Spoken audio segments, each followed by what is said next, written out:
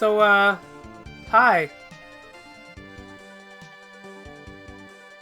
I like to think we're all ready to go. I'm ready.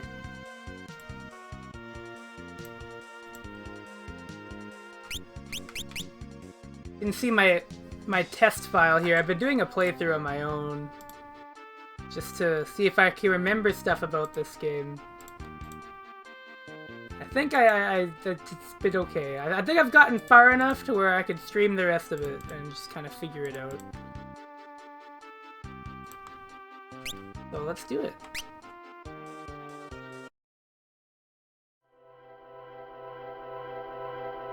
For the longest time, this was like my favorite RPG for the longest time. I think Chrono Trigger's kind of knocked it out. But I do think that I like this game the most out of all the Final Fantasy games still.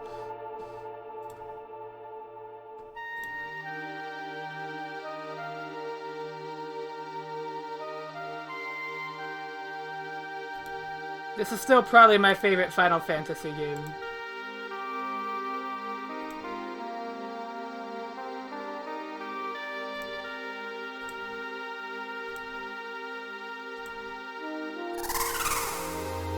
I do think it starts a little slow, though, compared to Chrono Trigger, which kind of gets you right into it. Oh yeah, no, this game... Well, depending on your team setup, you can either have a pretty normal Final Fantasy experience, or a fucking disaster. It mostly depends on what you do with one of the first jobs in the game you have access to. And unfortunately, for Square, I happen to like one of those jobs that invokes upon this game very interesting ramifications in the game balance. I will be hopefully demonstrating that to the people. That is my goal here. Let me see, what do I think of that chat font? I think that looks okay, doesn't it?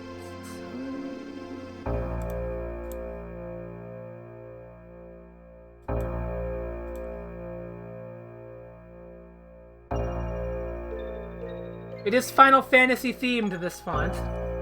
Apparently.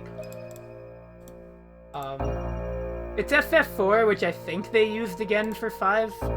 At least in the Japanese version. So... There's like FF6 fonts, but obviously this game is not FF6, this is FF5. The best game.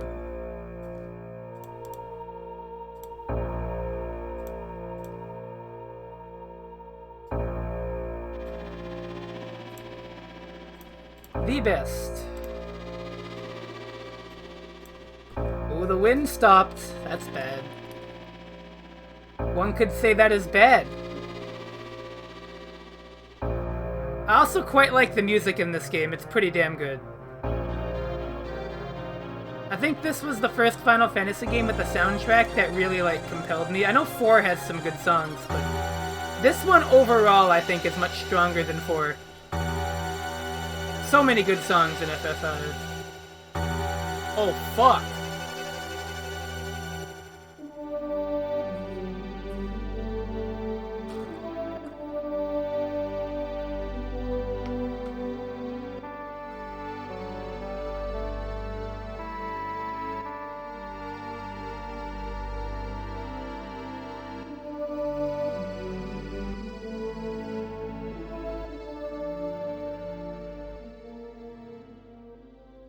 I think the only sad thing about this game is the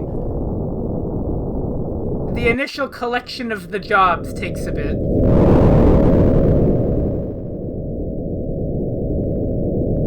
Holy cow, that is loud. That is extremely loud.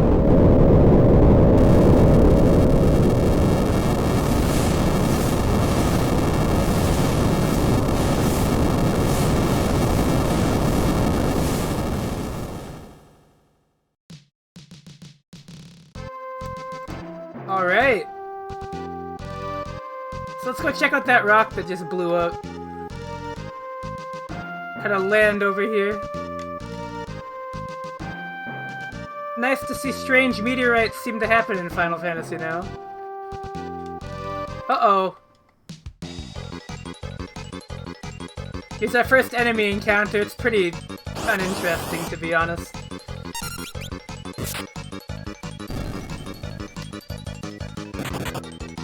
Hello, Korinomi. What's up?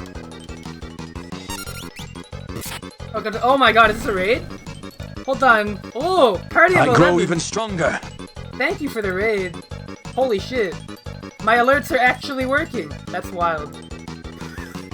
They've been broken for like weeks. I don't know what happened. But they work now! Cool. Welcome to Final Fantasy V. If you've never seen this game before, it is a balancing disaster. Mostly when you pick Blue Mage. Which is unfortunately what I'm doing. Alright, so I was gonna think of a funny name for Bartz, but I think I know what I'm gonna call him. That's all I'm doing. My friend Polar Bear runs a tournament every other week for a game that might be familiar to some people on this stream, known as Dankuga. So this is my little way of honoring that. I've commentated it at least 3 or 4 times. So we're changing one letter in the main character's name, and that's what we're doing. That's it. I might be all Polar Bear gets out of me, but... Oh, hey, Vanchito, what's good? Some Dankuga? Yeah, let's go. Good game. Surprisingly, for a prototype, it's not bad.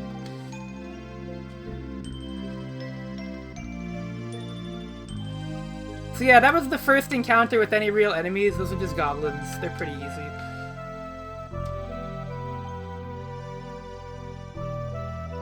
Oh, the music in this game is so good.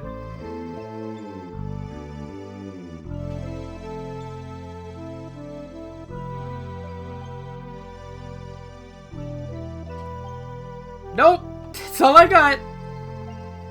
That's it. I remember my name, that's it.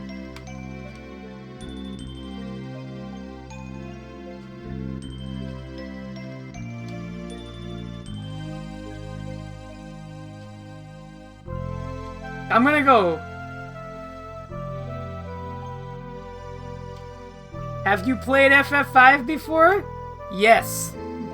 Quite a bit. I've beaten this game about twice. You're gonna see how much I know about it when we get to the point where I can actually demonstrate it. Which will be pretty soon. I'm gonna stream for like 4 or 5 hours, so there's a good chance we're gonna get to some of the cheese. Not all of it. There is a lot over the course of this playthrough. But,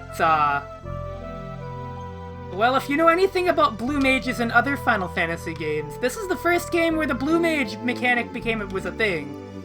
This was the debut of the Blue Mage. If you've ever played Final Fantasy VII and were a big fan of how enemy skills worked in that game with the Blue Materia, that might be a little familiar to you if you pick the Blue Mage class in this game. And for the same reasons, it's kind of fucked up.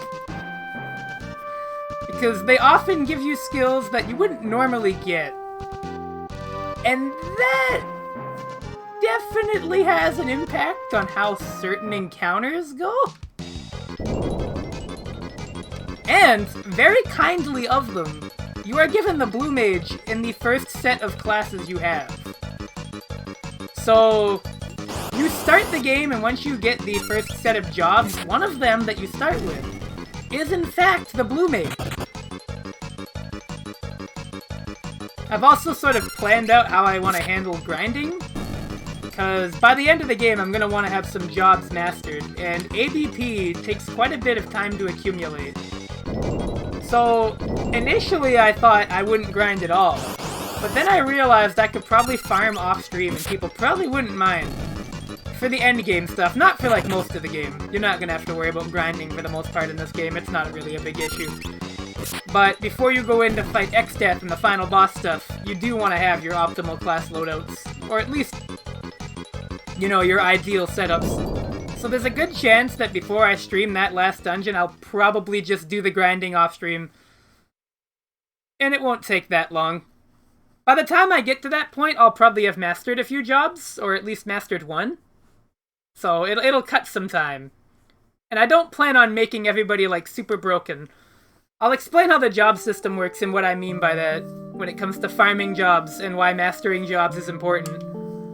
But, we don't have classes yet, so we can't really do that. But,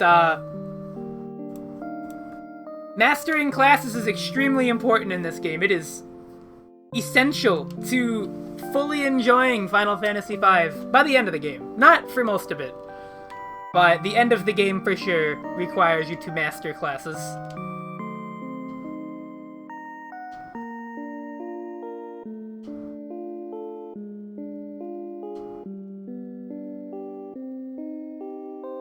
So we've got 3 characters so far. Now, if you know Final Fantasy, we're gonna have to find our 4th. But, time for some good-ass music.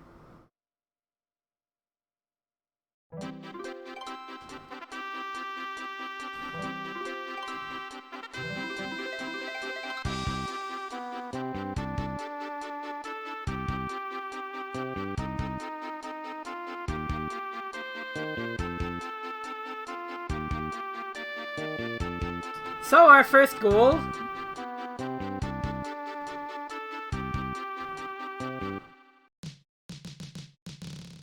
So we gotta leave our Chocobo behind already, unfortunately.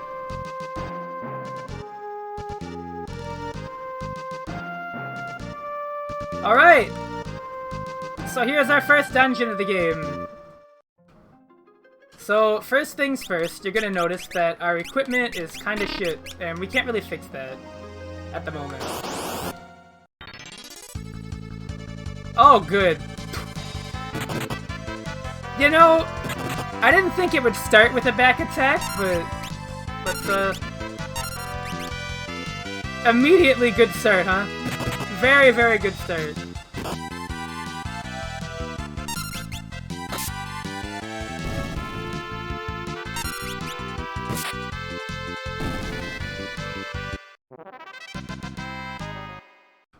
So, Bartz is gonna point out something about the water.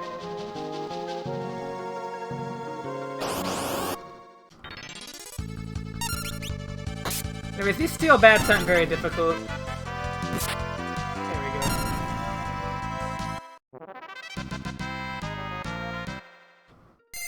There we go. There we go.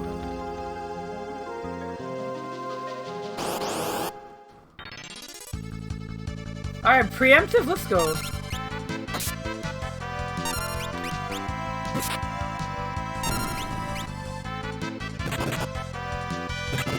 Nice.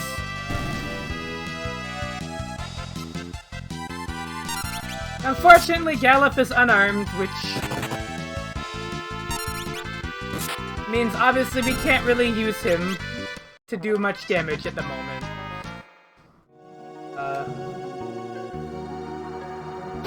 And you got one arm, one attack per hands. Here's a Stroper. I don't know what the fuck the name Stroper implies, but that's what it is.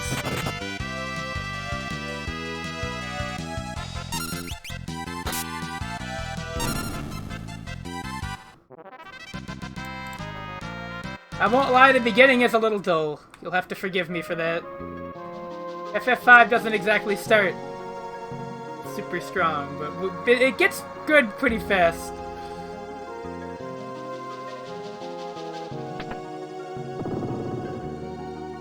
Oh, we got pirates.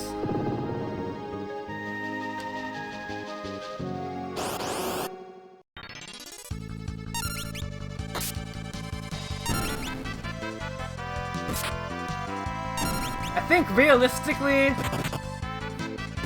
Ooh! Oh. And it still didn't kill. That might be the worst part about that. Maybe the worst part did not kill. Alright, we got a leather cap. To be honest, I should probably give that to Bartz.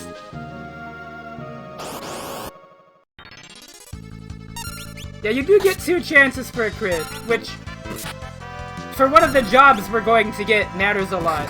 Ooh!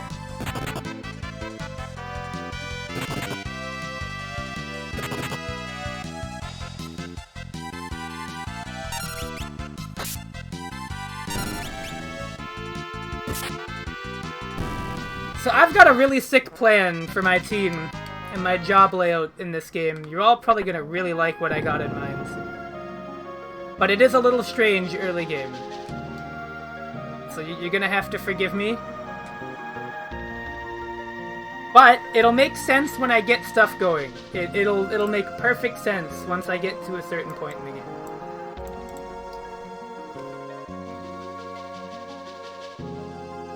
Like, complete and utter perfect sense. You'll never question it. Anyways, our pirates...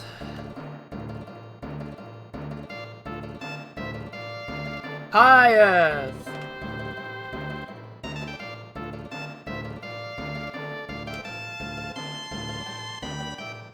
I wonder if they would give us a ride. Wouldn't that be nice?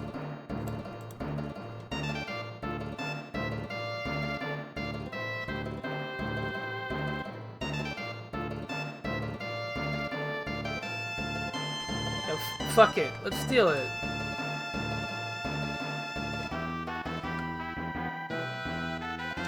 Ah!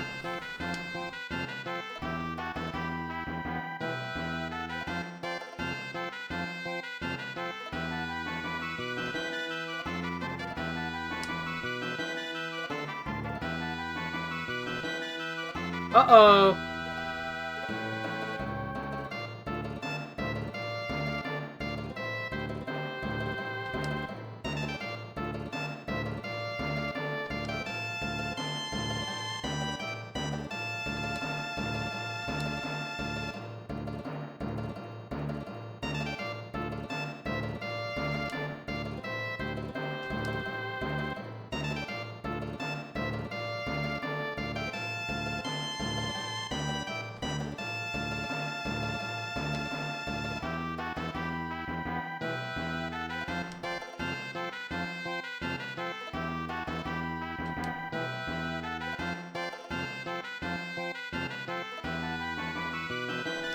What about that pendant?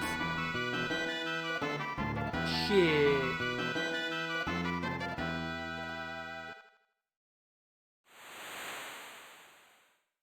There's a character in this game I didn't know I needed to know about. Ooh. Fancy. I'm sure I'll run into them. Yeah, who thought of that one?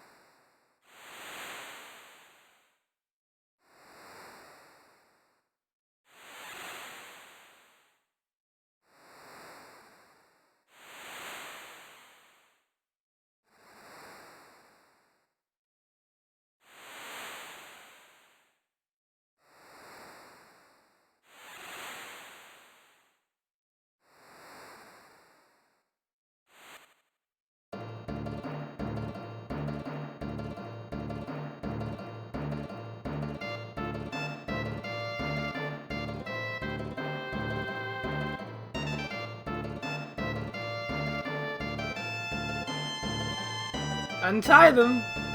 Let them go. Woo!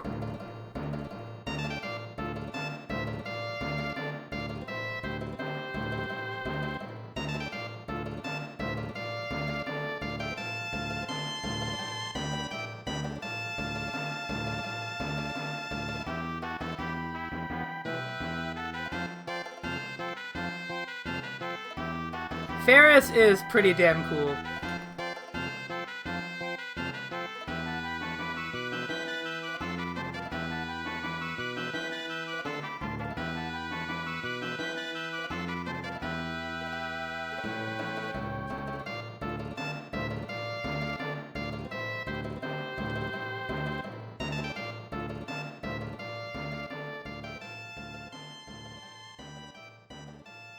Hey!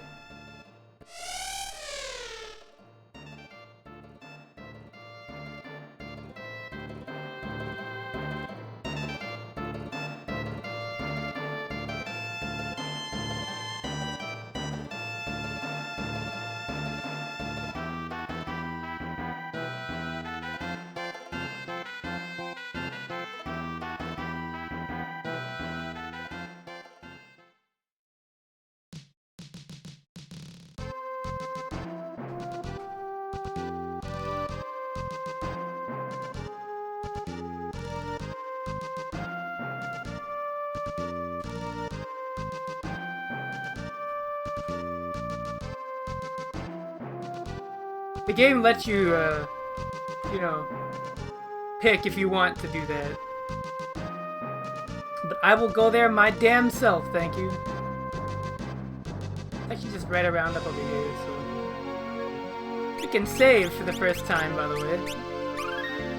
Oh, fuck. Well, there goes my old file. That's okay. That was just practice file.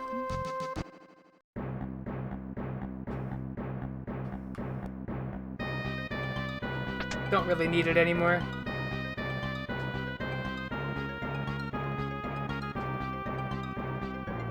If I want to go back to that playthrough, I can just use the save state.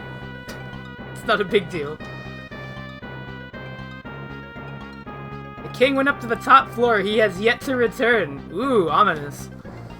Wonder what could be trouble in that guy. Yeah, I'm playing the SNES one because the audio is better and there's a patch to give you running like the GBA one, which is pretty much all this one needs to me. Although the added GBA content is actually pretty damn good.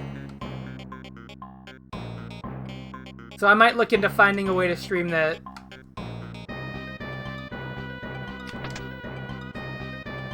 I mean, this is the same. This script has been updated.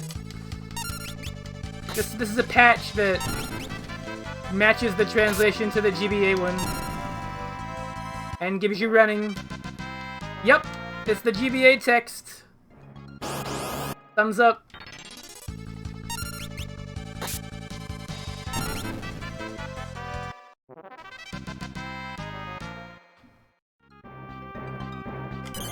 This is a save point. Consecrated Circle, as it's called. Fancy name for save area. I forget what way we go to get up here. Oh no! Well, that sucks. That Ferris just kind of has a knife. Little dinky knife.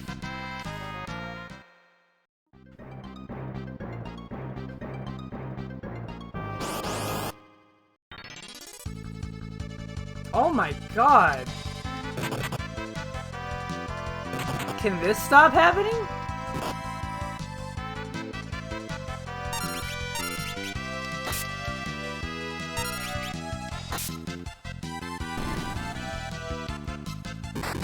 Wow.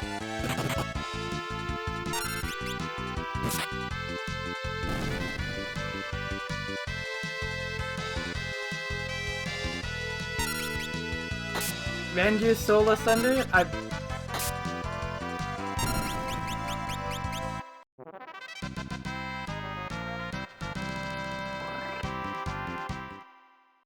Of course you can miss blue spells. You can always go back and get them later, though. There's usually a way to. Oh, look at that thing. I don't think I've ever seen that enemy before. Nanny Wizard? Mana Wizard? Mannequin Wizard? I don't know what the fuck that is. Well, it's dead now, so I'm not gonna worry about it. Damn, why does Bart's... Oh, hey. That's a rare drop. Don't mind if I do. Nothing in this room. Oh.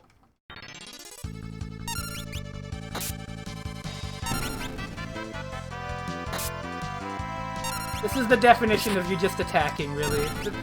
The early game doesn't really offer you much, but it literally gets better pretty much immediately after this. Elixir, wow, that's pretty impressive. Hey, we got a weapon for Galuf. Look at that. Yeah. Alright, it's time for the... What was this thing called? Griffin Wing? Wing Raptor, excuse me. So, Wing Raptor isn't particularly dangerous. You just kind of want to hit it a lot really fast. Because it's going to do an attack called Breath Wing. That thing hurts. You don't really have any healing at this moment. So basically just wail on it. You really don't want to do anything else.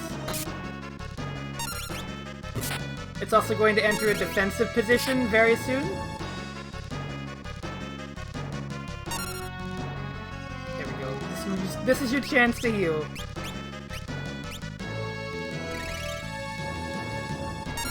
Do not waste any time on the ATB.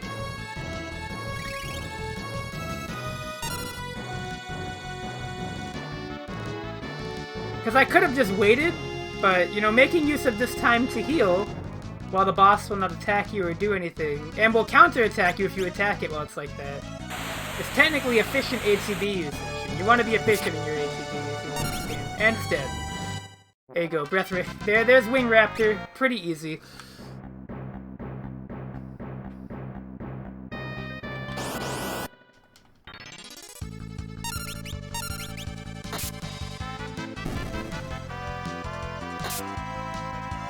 Oh, come on. Auto-target the wrong one? Critical. Oh wait, you have a broadsword. So used to unarmed Galuf that I didn't even think about the broadsword. I also love the FF5 boss music, it's pretty good. Oh, here we go. The crystal shattered? What the... What's going on?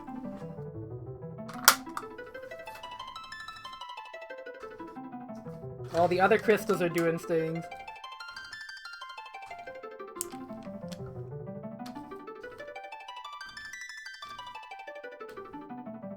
It's time, yep.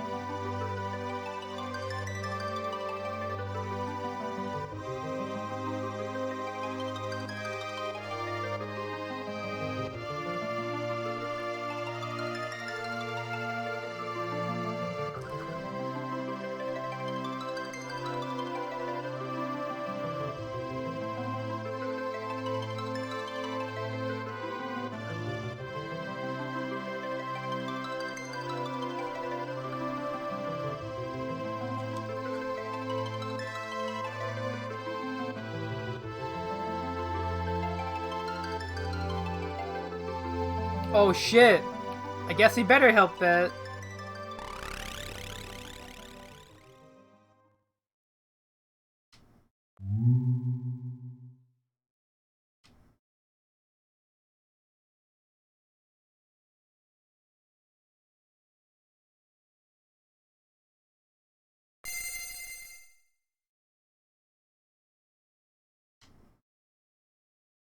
Here we go!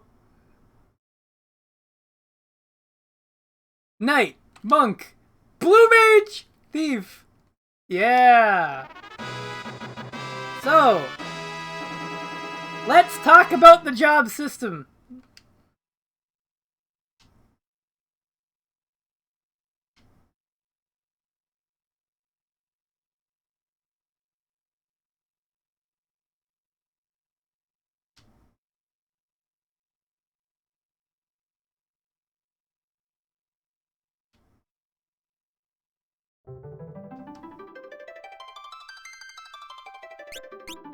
So, first thing to note, jobs all have points and have different equipment they can wear. That's pretty obvious. They all level up and whatnot, and they all have innate abilities. One thing about jobs in this game, they will affect your stats. When you change jobs, you'll get certain stat penalties and bonuses depending on what job you pick. For instance, the Blue Mage is very good at spellcasting, but you notice Bart's strength has gone down because the Blue Mage class is a strength penalty, in spite of its pretty diverse set of equipment. But his magic has gone up, his stamina is mostly the same, and his agility is pretty much unchanged as well. So just for comparison, we're going to switch him back to Freelancer again, and you'll notice what his strength is there. It's 28. So, to reiterate, stats change. The second thing about jobs is that when they level up, you get different skills that you can equip on any other job in the game. Every job, with the exception of Freelancer and Mime, which have 2 equipment slots, every job has 1 equipment slot for abilities. We don't have any right now, we can't really equip any, but when we do get them, that's where we can equip them, with the ability section there.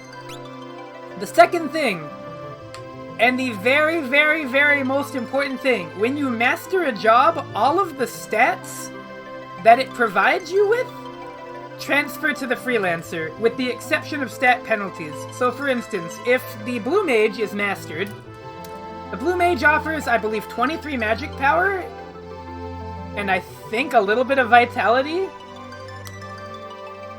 Those stats both go back to the Freelancer when this class is mastered, and the Freelancer just inherently gets those stats. So the Freelancer will have 23 extra magic.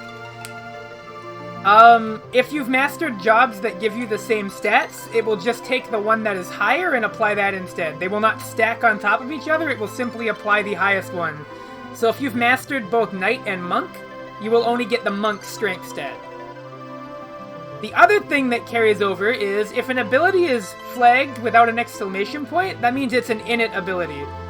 And it's an ability that, if you're in that class that it came from, that will always have. But when you master that class, the Freelancer also gains that init ability inherently.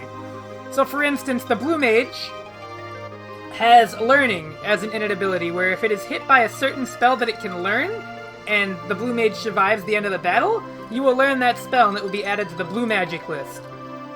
If you've mastered Blue Mage and you are a Freelancer, you will innately have Learning. Automatically. You don't have to equip it, it will just be there. That's the difference between an init ability and an equipable ability. Sometimes equipable abilities also come with stat bonuses, but I'll talk about those as we get them. But that is the big thing about the class system. Generally speaking, you're trying to make the Freelancer really strong by the end of the game. Throughout most of the game, though, you're going to be switching between classes while you level them. So for this setup, I'm going to do what I always do. Now, why is Galuf a black mage? You'll see. There we go. So this is our team setup right now. We don't have any magic, we have basically nothing. We will get there.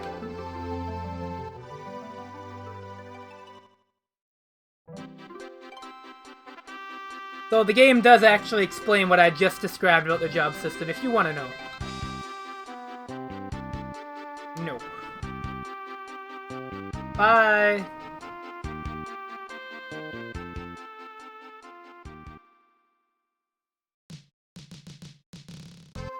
The reason I'm doing Black Mage Galuf will become obvious. I want to say...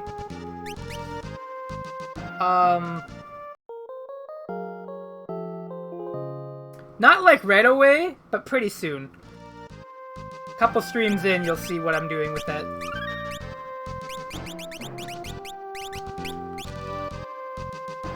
Okay, so first step, before we do anything, we're gonna go get some equipment.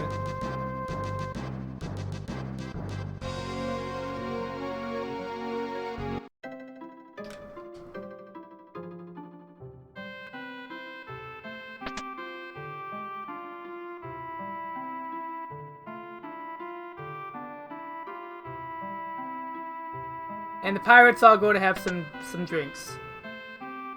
So we don't have a lot of money. We got a little bit. We don't have a lot. So we're gonna start by buying magic, because we need magic. So fire, blizzard, and thunder, and then all we need here is cure. We don't need Libra and Poisona. We don't need any of those things at the moment.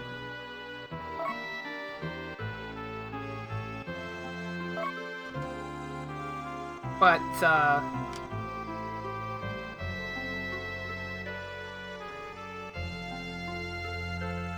so we have to go through the Torna Canal. That's where we're going, but... So I think when it comes to weapons, I'm pretty sure we're okay. The only thing is, we need a staff and a rod.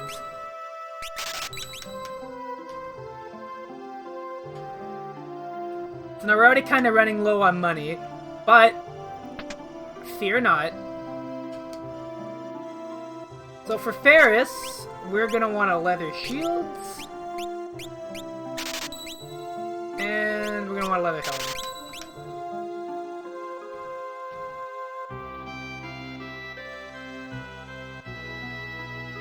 I think if you try and leave...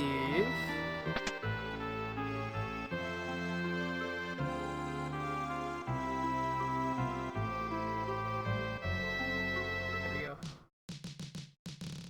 Now, we're gonna equip everybody. The blue mage can actually use shields as well, which is nice.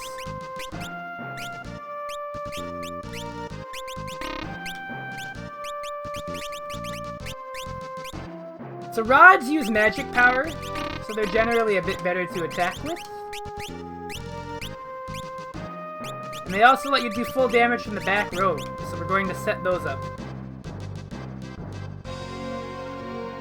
Now the first thing we're doing is we are going to get our first blue magic spell already.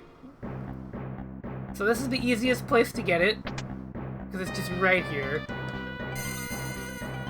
I only ever use the red mage in this game to get dual cast. I don't think they're particularly good otherwise in this game, unfortunately.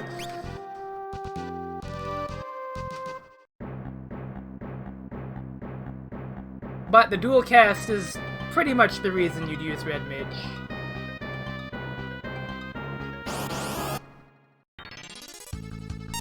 Alright, that's not what I wanted. Oh yeah, red mages are great in FF1 because they're broken. At least depending on what version you're playing. If you're playing like the PS1 remake or the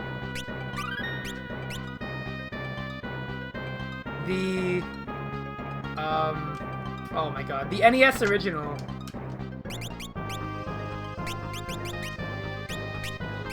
Red mages aren't as good.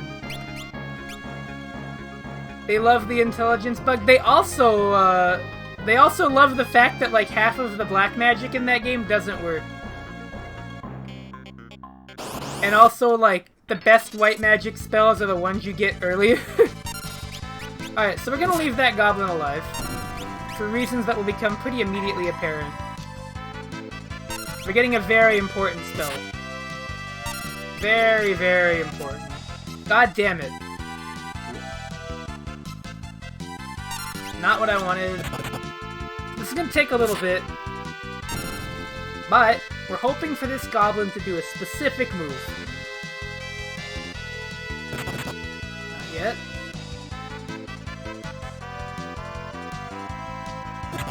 Nope.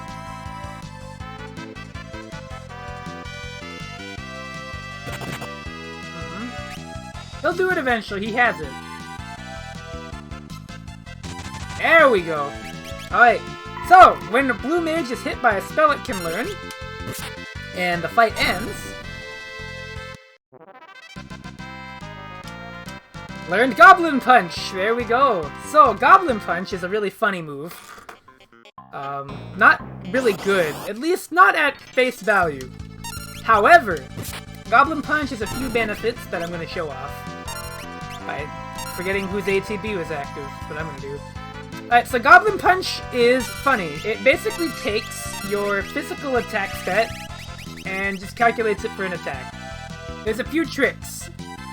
For one, if you're using a weapon that is programmed to do low damage when it's swung, it will be ignored when you use Goblin Punch. So all of the attack benefits that weapon normally gives you will be factored in, but not the penalty. And the second is that Goblin Punch does full damage from the back row. So it's like doing a physical attack from the front row, even though you're in the back row. So effectively speaking, if you're doing regular attacks with your Blue Mage, having them cast Goblin Punch is essentially the same thing. Except you can stick them in the back row and get full damage.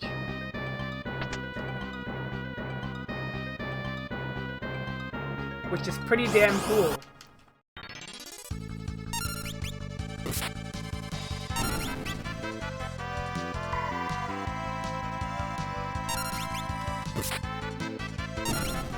Yes, there might be something we do with that. They would never put a weapon in the game.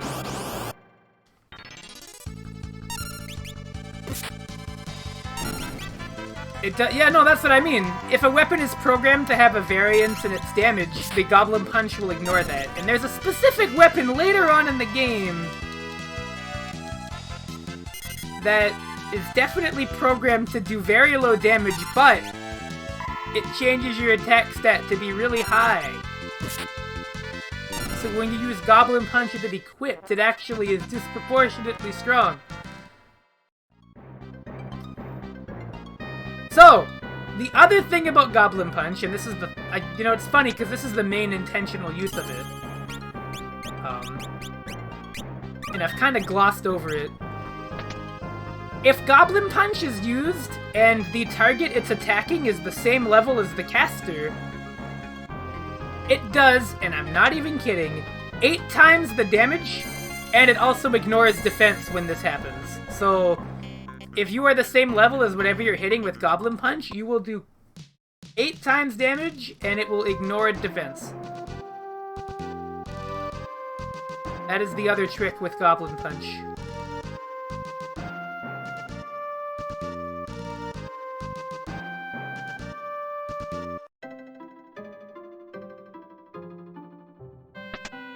There are many uses for it. It's kind of a weird gimmicky spell, but it's one you can definitely get a lot out of if you know what you're doing with it. It's also our first piece of blue magic, so... I think there is one other one we can get.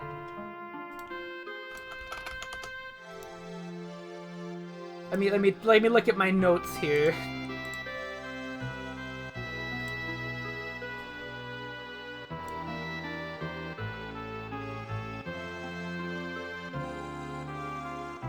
Yeah, there's a few.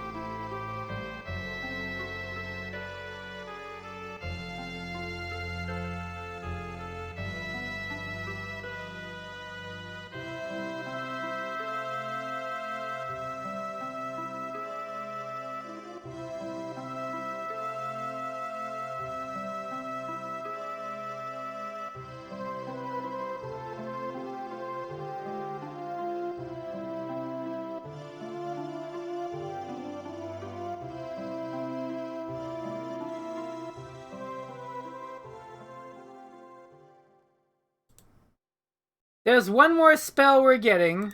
There's actually 2 more spells we're getting relatively... that are very, very, very, very strong.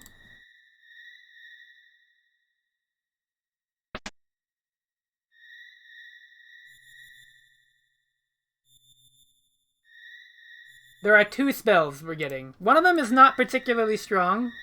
The other is extremely broken because of a bug. And yes, it happens to be blue magic. Isn't that fun? I can't wait to explain these ones.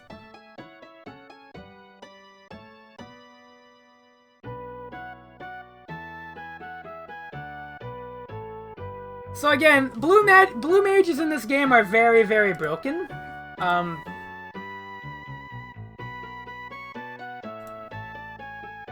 It's hard to explain why they're really broken without, you know, having the spell list available, but we're gonna do our best to demonstrate exactly what makes the blue mage such a compelling and funny class to me. Outside of the fact that I love their design, I love how they look in this game. The look of them in this game is so cool to me. I feel blue mages in this game encapsulate like that really cool like superhero look that I like a lot. I like how dynamic they are in design.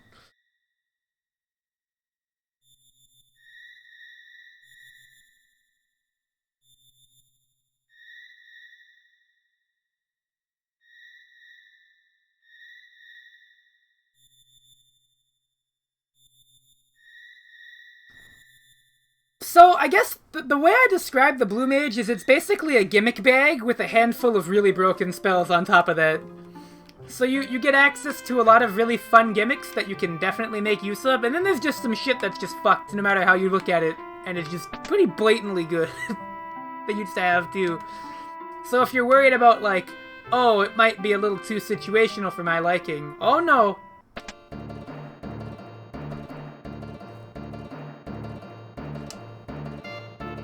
Anyways, we're gonna have to leave these pirates behind.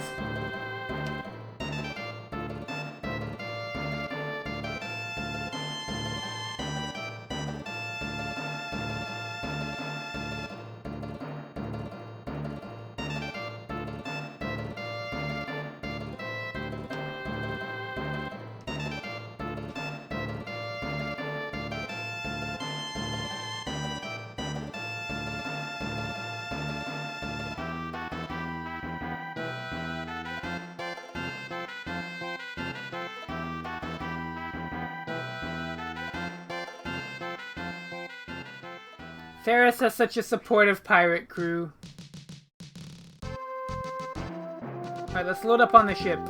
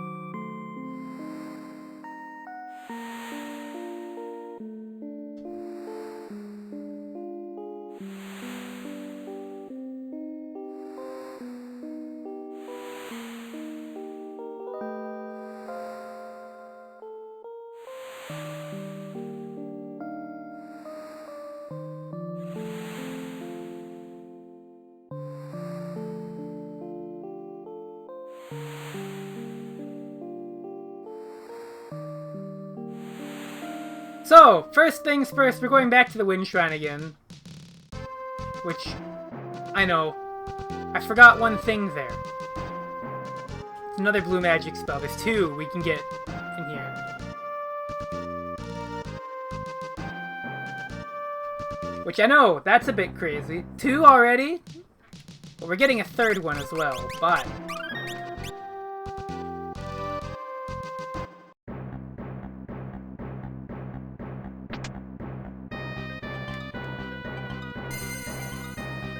yeah, I like these characters. They're fun. I don't think this game's plot is particularly great. It's got good moments. But I think the gameplay loop is what makes this game intriguing. I don't think anybody's playing this one for the story, and I think that's fine. It's adequate. It's adequate, it's engaging, it's got a good sense of humor, it's got a nice heart to it. That's all it really had to be. For the kind of game it is.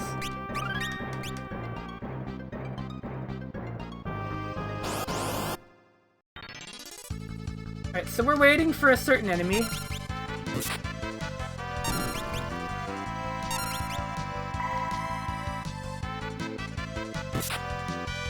I guess technically this is gonna go well with the job system because we're getting some ABP, but really I'm just waiting for a specific enemy to show up. Faris is just kind of killing everything in one hit. As it were. So the knight is pretty damn strong. I'm pretty sure the knight never really runs out of usefulness, I would say.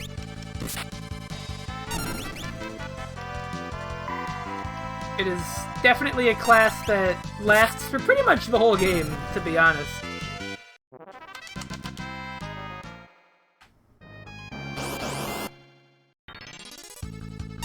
Okay, I think if we go up a little higher, we'll run into the enemy I'm looking for.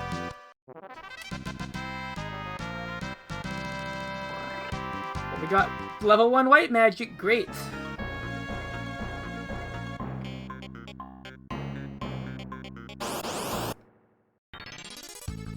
There we go. Alright, so, we're gonna leave one of these alive.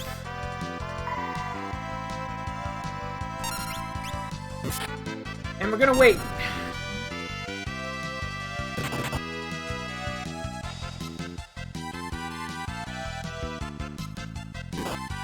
Not quite what I was hoping for.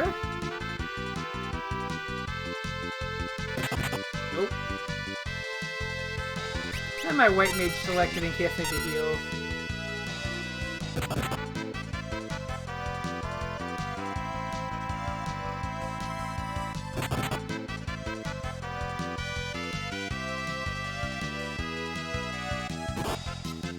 It gets a bit easier later in the game when enemies start using their better attacks more frequently.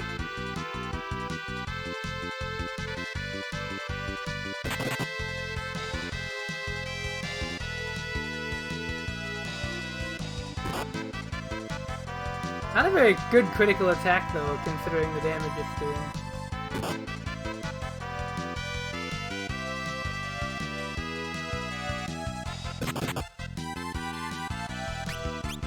Well, I can test my curative magic, I guess.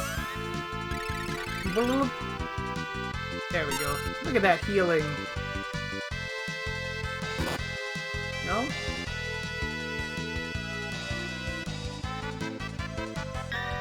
Ooh! Yeah, so shields can block attacks.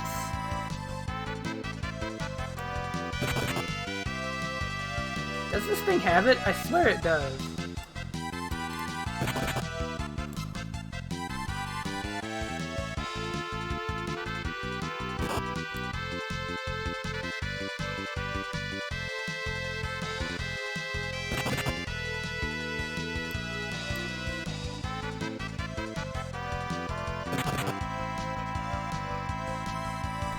Yes, I am!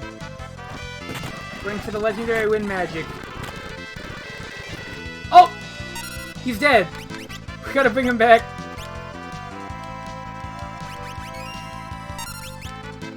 There we go. Alright!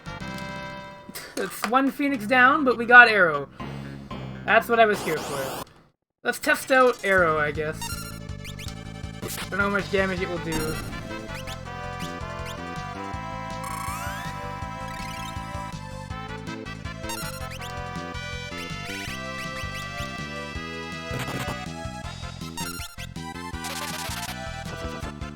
Alright, they're wind. I guess it makes sense that it would do that, but that's a good damage estimate, really.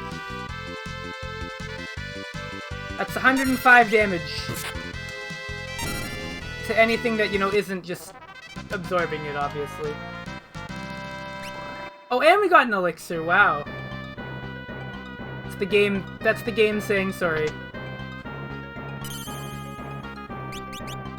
But yeah, with Arrow, we are in good shape.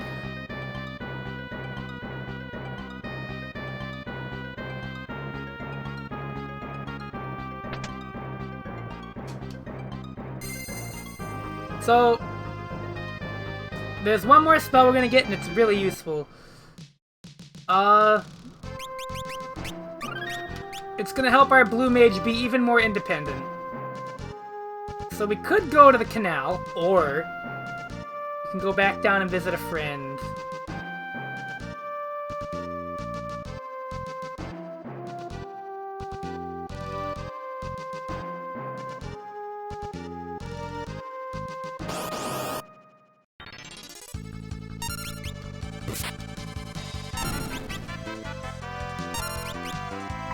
We're getting all this blue magic out the way now. And that way I don't have to have, like, lingering regret over not doing it.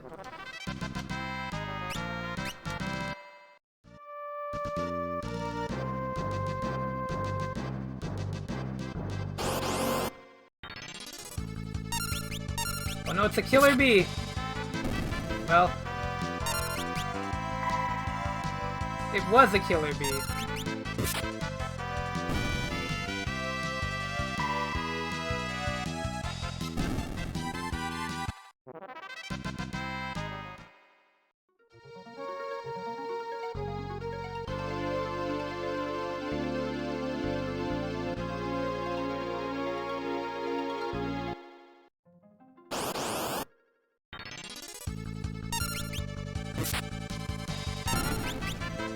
It's a laugh at how easy these enemies are now.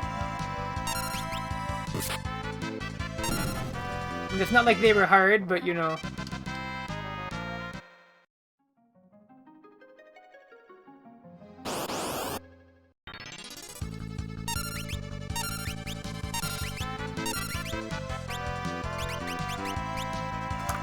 Let's try out some of our black magic here.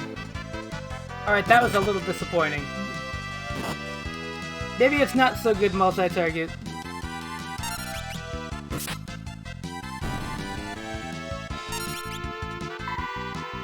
That was a little sad. Let's trace that one back a little bit. Maybe multi-targeting level 1 spells isn't a great plan. Alright, that Steel Bat has what we want.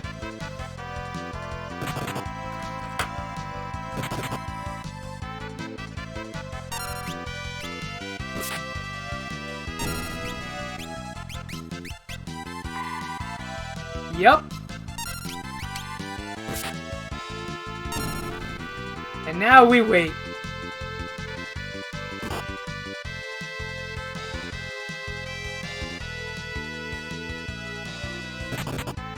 We might have to damage it first.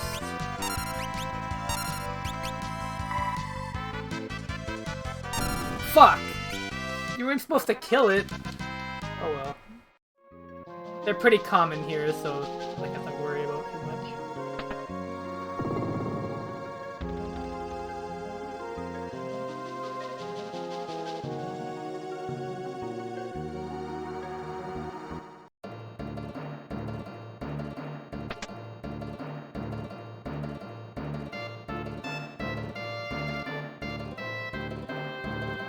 Oh, cool.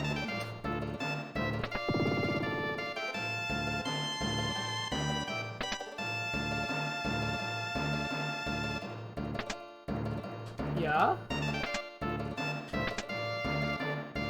Helpful.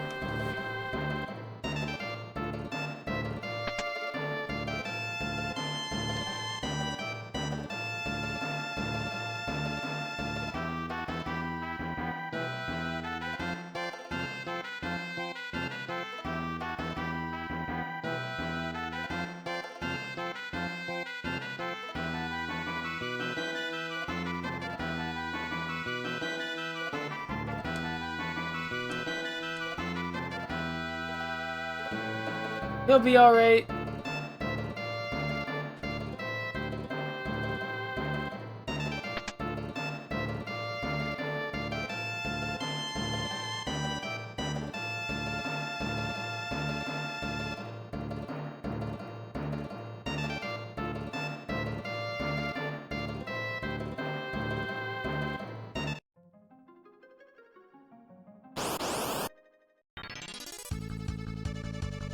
This keeps happening.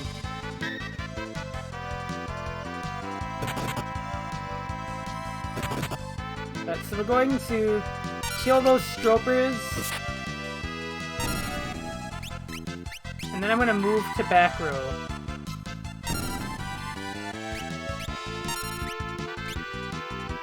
We want to damage this bat, but we don't want to damage it too much. We want it to use something.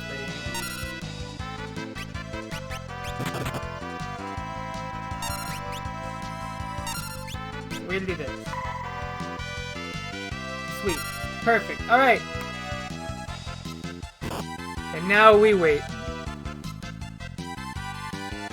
We don't have a Beastmaster, so we can't really make this process any quicker, unfortunately. Fuck. Not quite what I wanted. Not whomstive I wanted to have that happen to.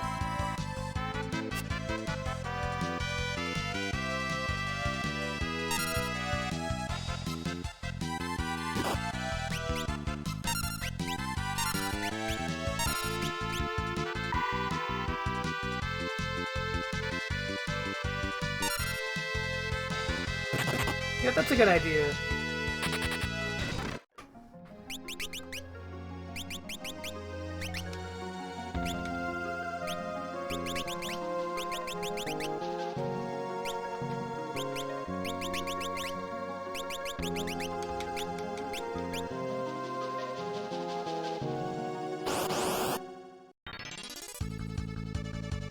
And then, of course,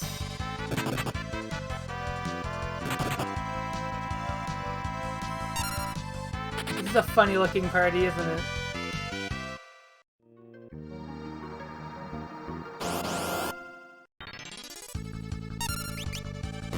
Alright. And now we wait.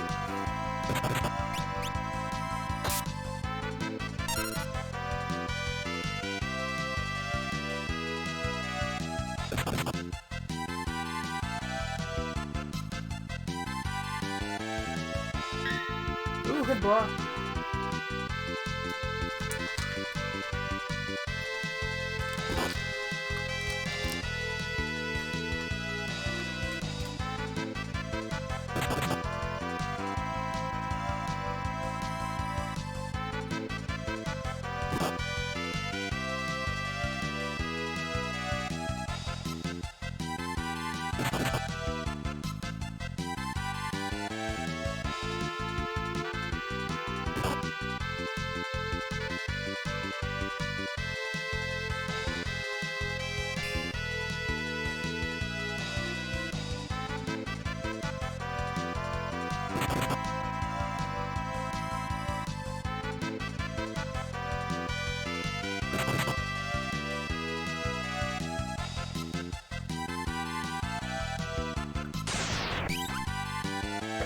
Sick, we're done.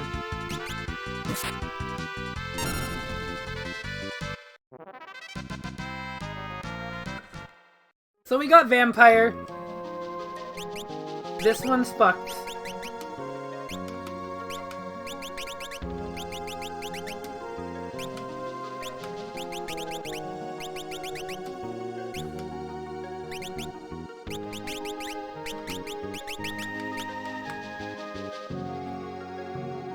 So Vampire does damage and then heals the caster. But there's a bug.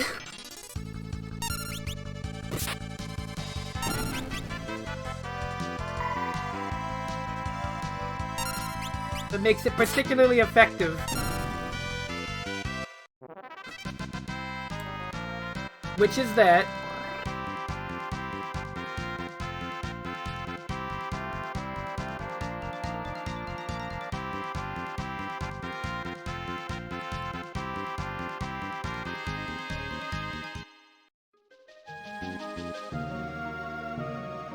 Vampire deals max HP minus the current HP you have. Which means whenever it hits something, your Blue Mage will always be going back up to full HP.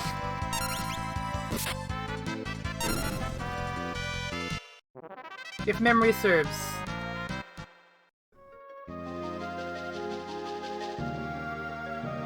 Or the... Yeah, the damage it does is basically the equivalent to how much HP you've lost. I guess the difference about... No, I think there's a bug.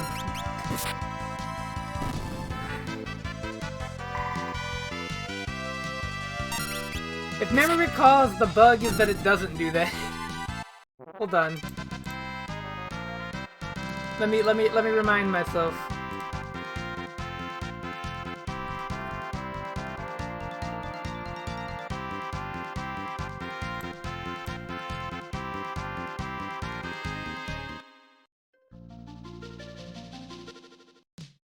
Unless I'm wrong, I could be. There's a better bug? Oh boy, what would that be?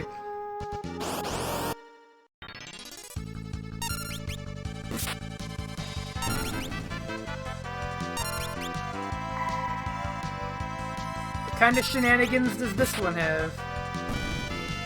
Cast vampire on yourself. Interesting proposition. Oh, is it just... Hang on.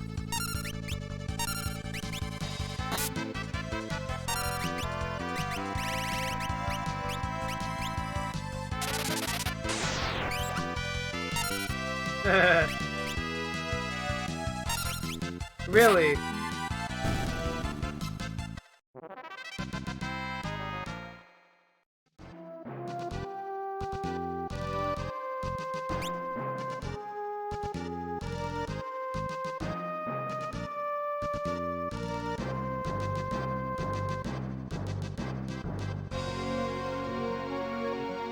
I think this patch may have fixed Vampire.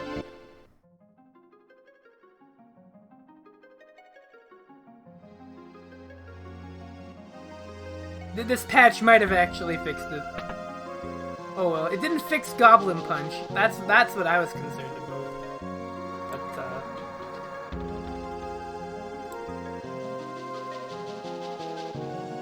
But Vampire Bug was pretty damn funny though.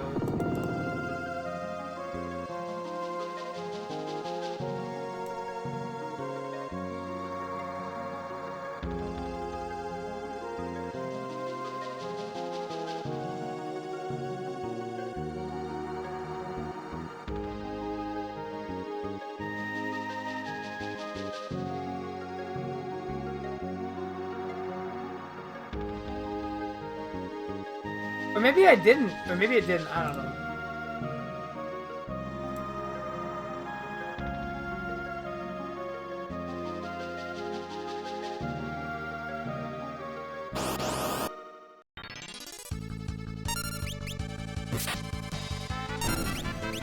It's honestly okay, because truthfully, it's not like we're not gonna get White Wind anyways.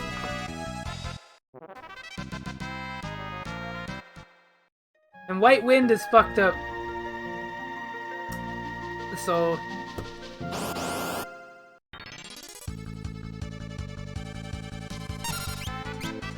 when I think about it, I don't feel like I'm missing out on too much.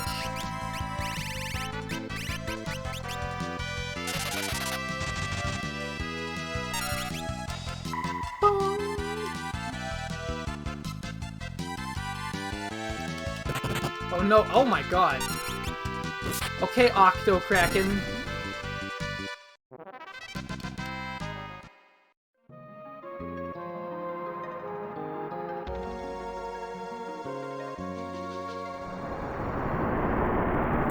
Uh-oh. That's not good.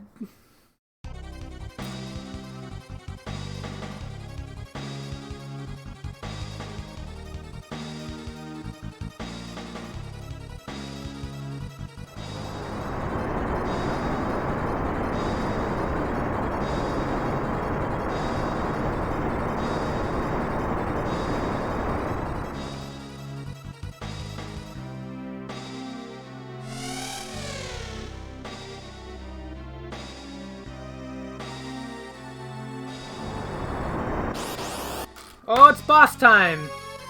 It's Karlavos. Unfortunately, Karlavos isn't particularly difficult. So...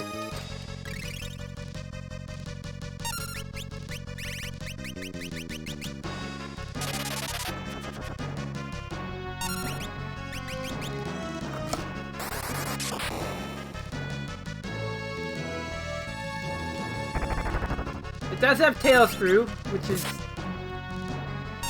somewhat threatening.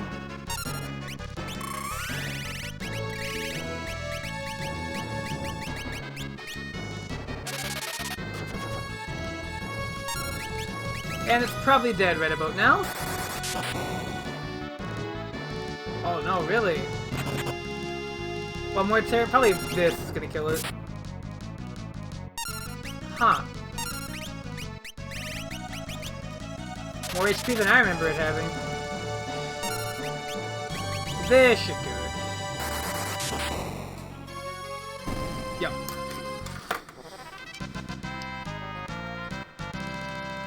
Hey, why the fuck did that thing have a 10?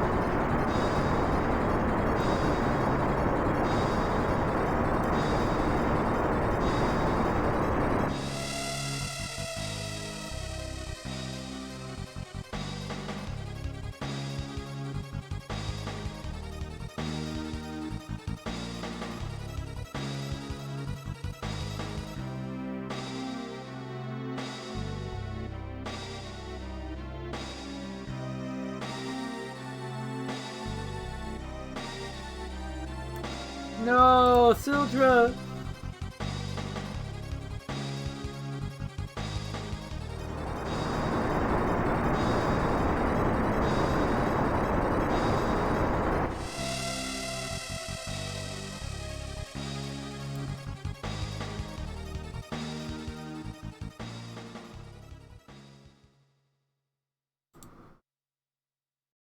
There goes my dragon.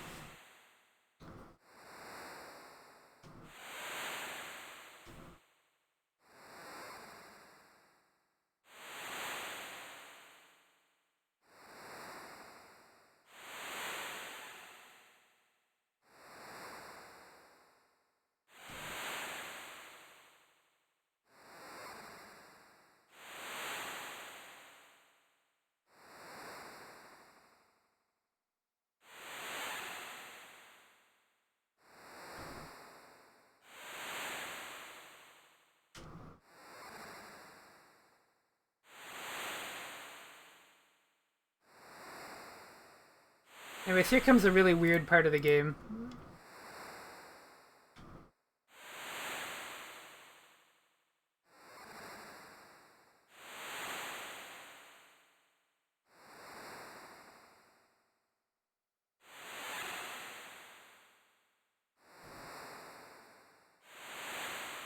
Welcome to the ship graveyard.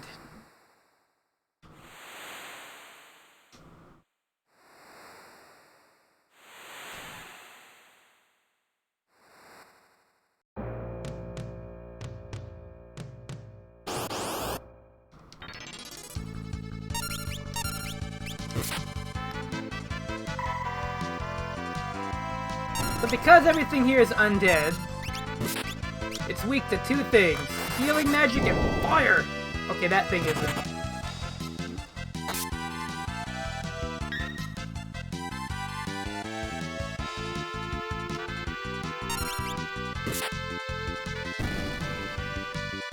But, take for instance the local cure magic.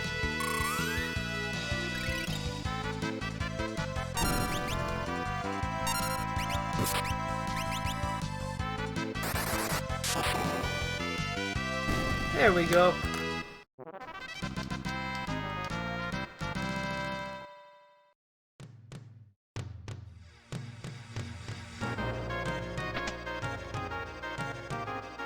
I'm gonna take that world map off and then...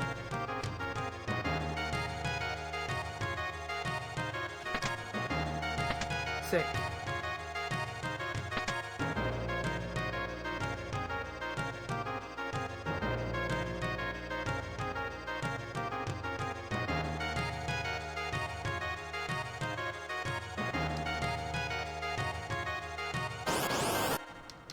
Gotta go underwater.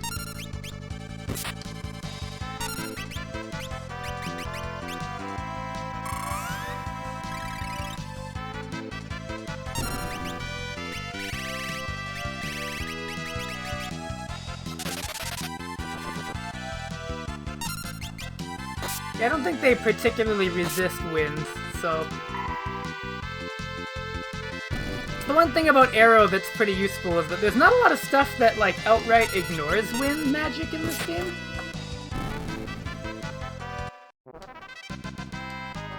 So wind element can be pretty helpful. a lot of cases, it's your neutral party when it comes to magic damage.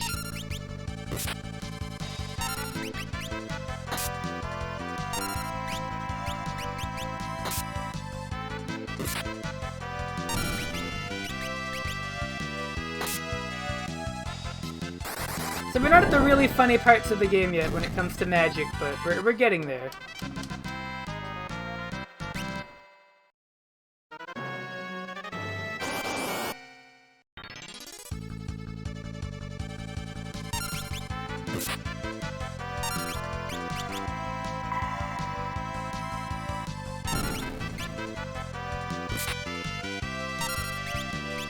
In fact, not this next boss coming up, but the boss of the water crystal area is the first moment in the game where you really get to start running the cheese strats. Now, those are where the, that's where you can get really corny.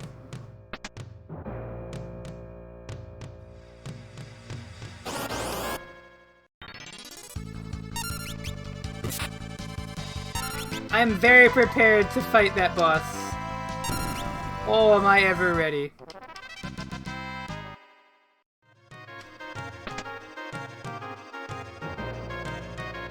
That shit is hilarious.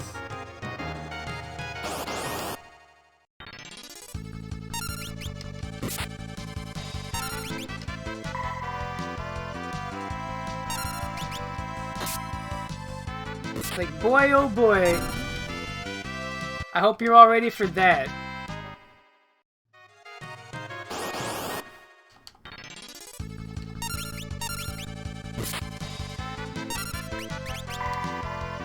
It just might be the least effective boss in the game. Well, that's not true. There is one other one.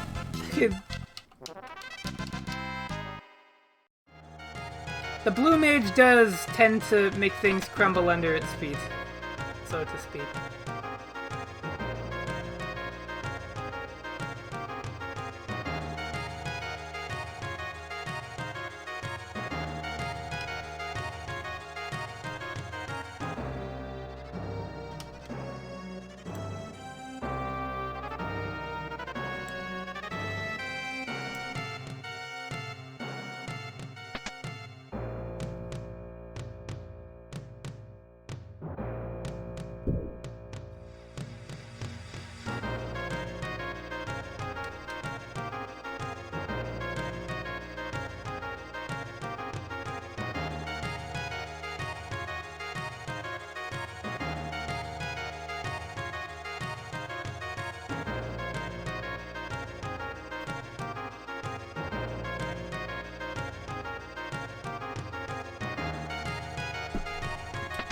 The reveal!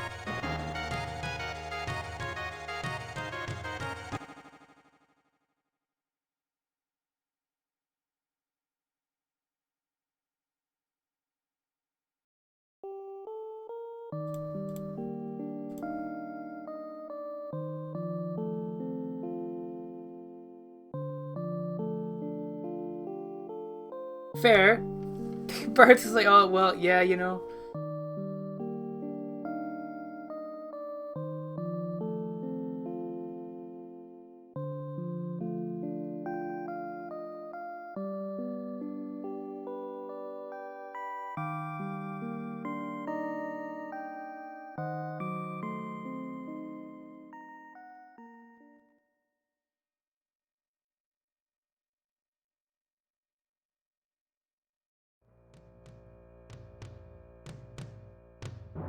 Just go to sleep in this ship graveyard. Nothing bad happened.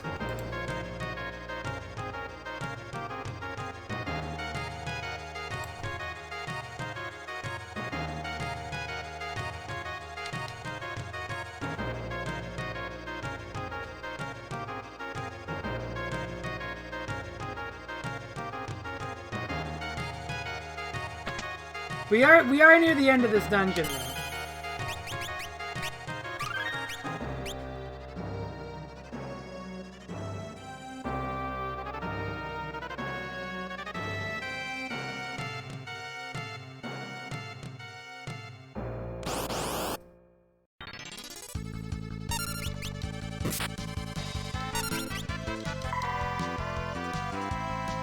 that description is pretty apt.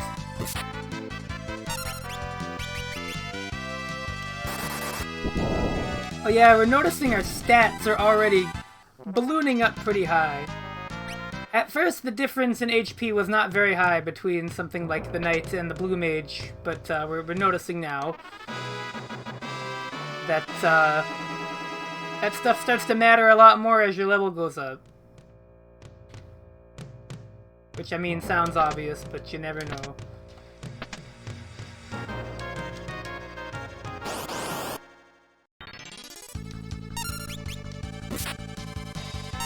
Oh god, that enemy design.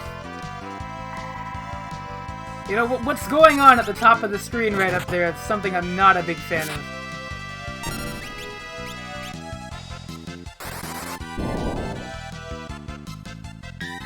Ooh, block!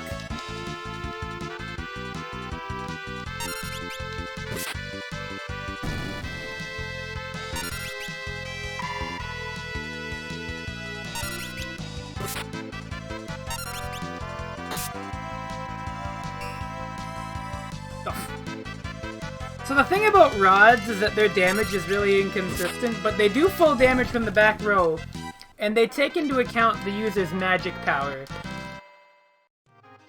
So, as a mage, the rod can greatly enhance your damage on a physical attack, or sometimes it just doesn't do much.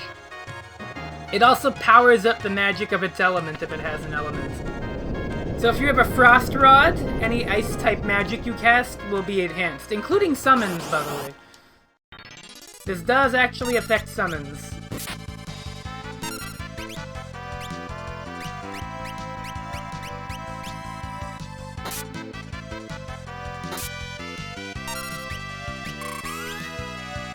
Summons are fun!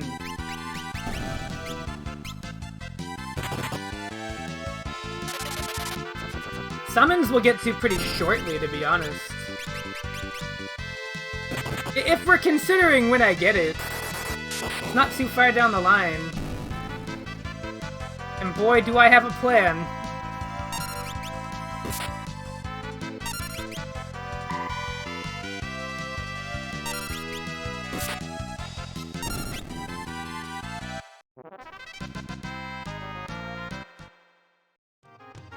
Summon, yes.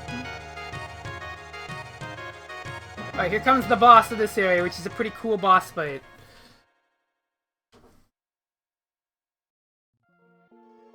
Oh no!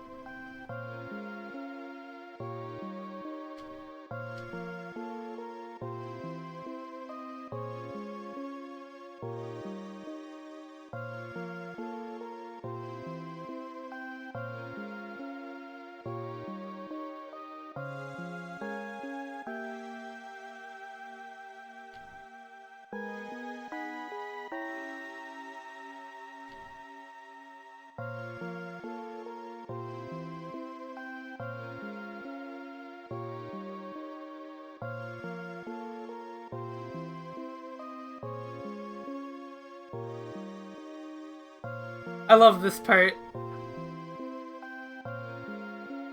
Well...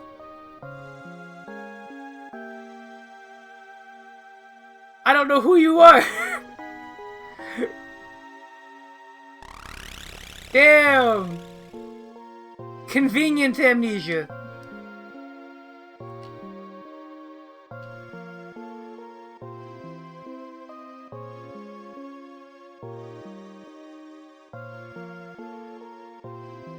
Who the fuck is that? Like...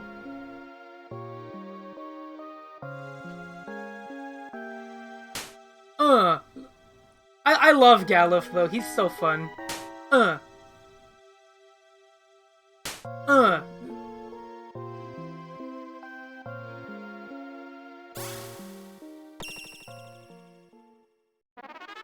Yeah! Here we go! So this boss fight, at first... Well, that's okay. So this boss fight starts with her being in this form. And she's weak to physical attacks. And she'll sometimes heal.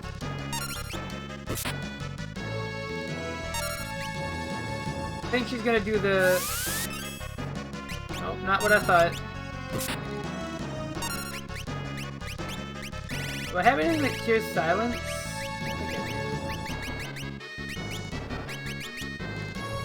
Oh, here it is. So now she's one of the undead, so physical attacks can do a lot less. But her magic defense sucks, and also, since she's undead, you can do this.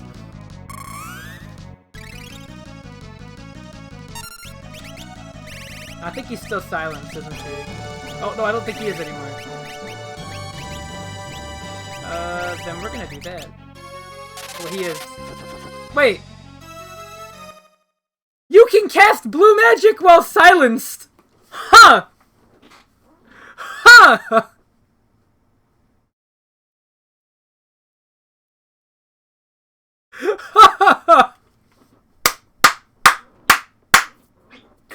Yes! Yes! That's not a bug!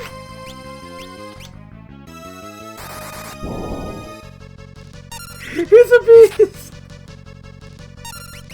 You can't stop him!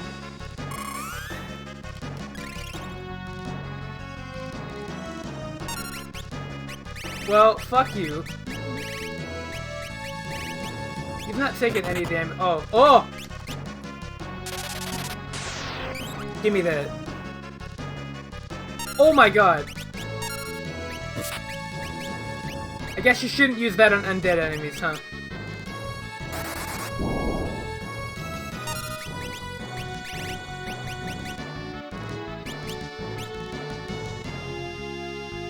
So don't use vampire on something that's undead.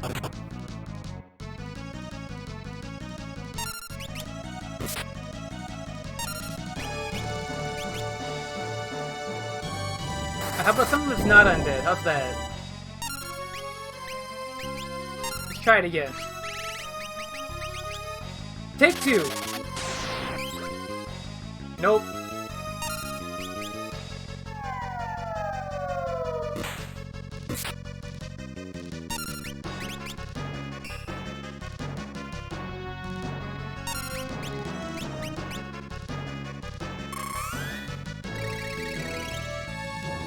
Oh.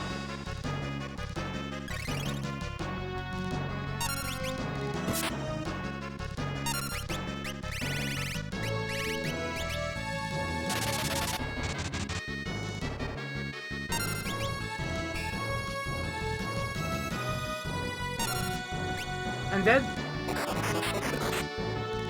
Nope. Do it.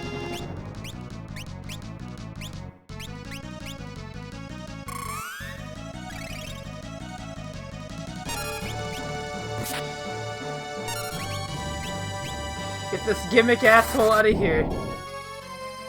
Does she? I mean, she should have killed Galuf. Oh, hey.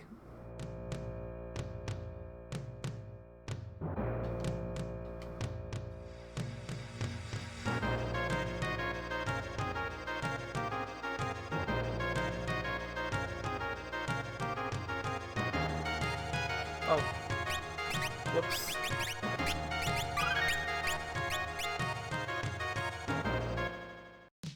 Alright, we're at the world map.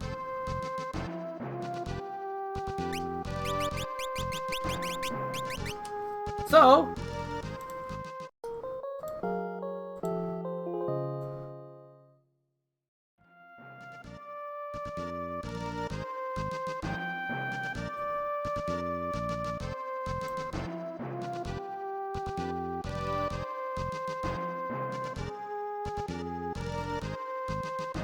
there's a city around here that we need to go to. Or a little town. Will give us some more information on what to do. Or rather, I know where to go. I just want to go to the town to buy more equipment.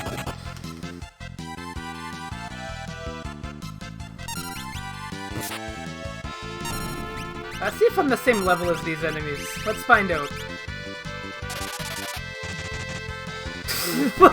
Yeah?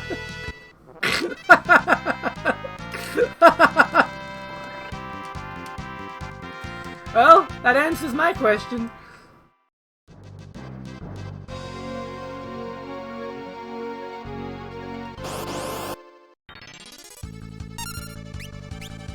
Hold on.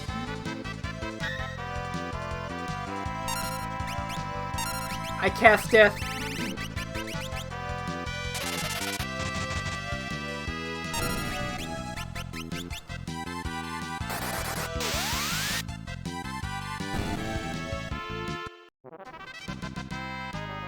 Fun game, right?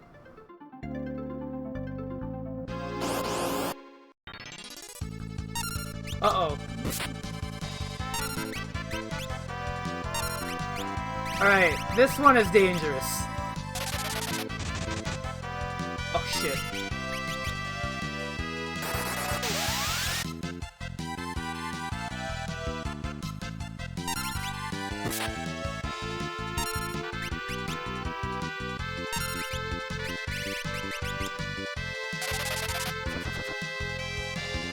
Whoa, is it weak to winds? I guess it must be.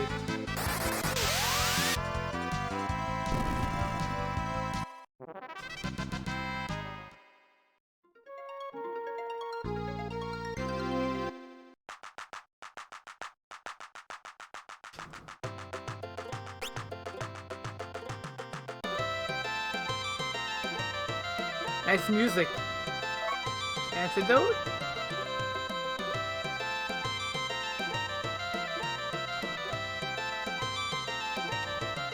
This isn't like FF6 where you gotta not grab the items over here. As I know there's a town in FF6 where if you grab the items, they're gone.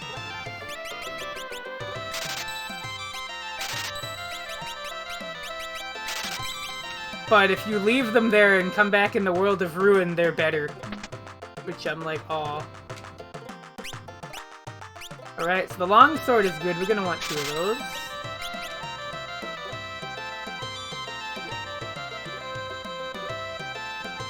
We are largely here for the better armor.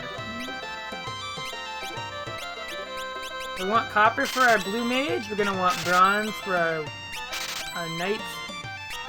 We want 1 more bronze shield.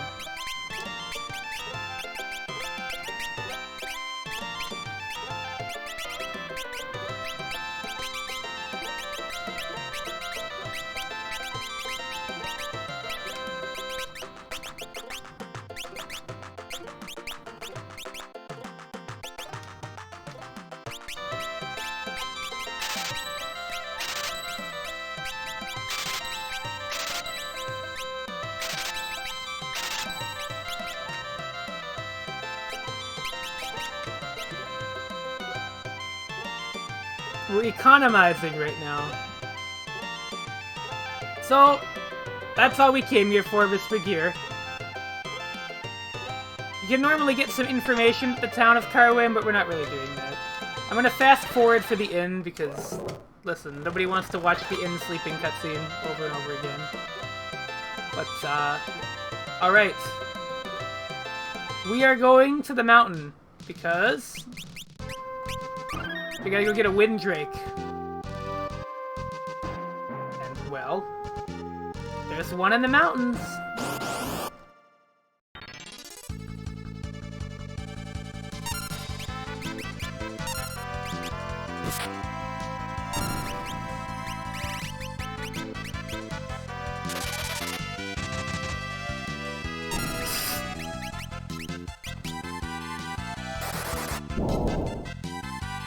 I love Goblin Punch. What a funny move.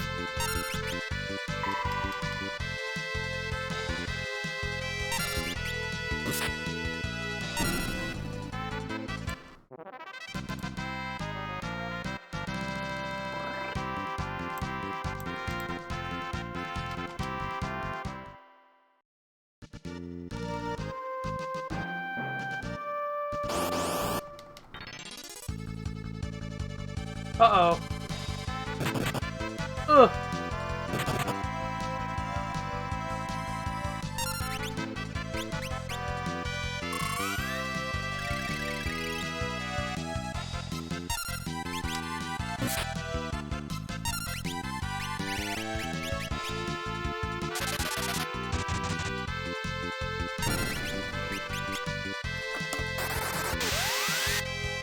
It's okay though, we got this one by... When Bartz levels up though, we're not gonna be able to Goblin Punch those enemies anymore. Unfortunately. But, you know, it was fun while it lasted.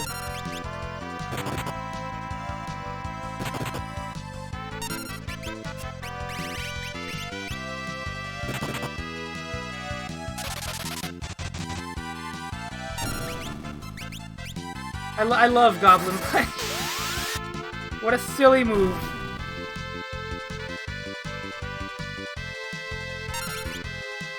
Okay, so I lied. The next boss we're fighting I can't do anything corny with. But the one after that one is where it gets good.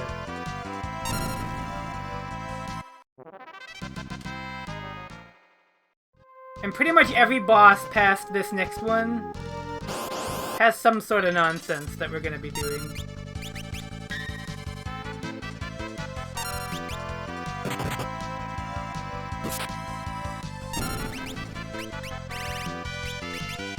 So keep that in mind.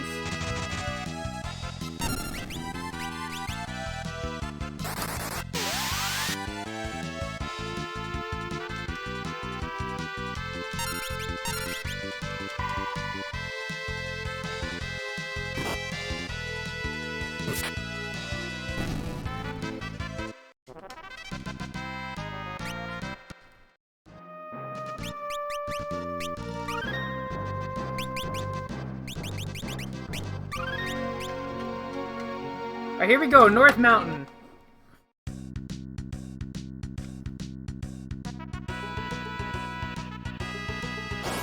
Really not much to this place, but... here are some slugs.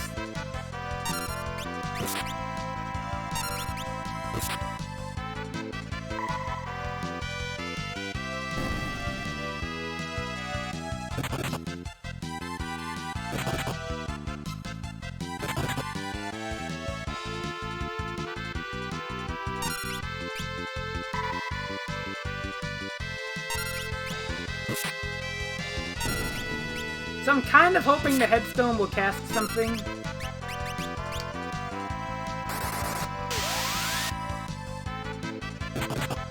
Oh wait. Right, I remember what you have to do here to get that. This is kind of funny. Really weird puzzle. There.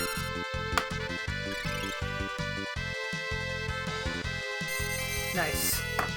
Alright, now I know what you're thinking. Why the fuck did you just blind yourself? Now hear me out. But for one, we can Goblin Punch it. Because Goblin Punch also ignores accuracy. So you can always hit with Goblin Punch. Even when you're blind. But, the reason I did that is because now we have Flash. Not super useful, really, but... I don't think we have any eye drops, do we? I must have leave.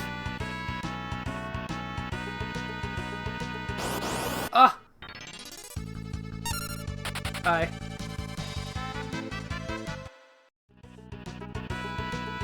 Woo! Anyways, to cure blindness in this game, all you have to do is 10. If you don't have any eye drops, you just rest at an inn or use a tent, you will cure your blindness. Perfect. Alright, there. We got Flash now, too. That's the important part. There's a reason we want Flash. I lied. This boss does have something corny you can do. I just remembered.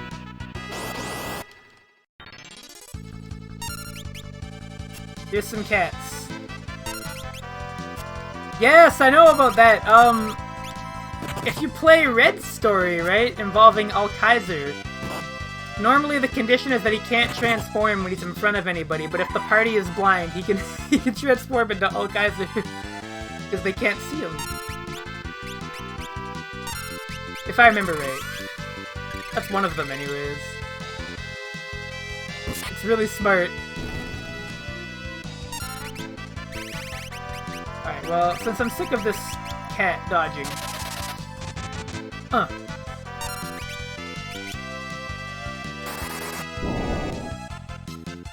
is like cat stuck to hang gliders. Which, I mean, to be fair, this is something a cat would try and do. Like, I think if anybody's ever owned a cat, you could definitely tell this is what they would do.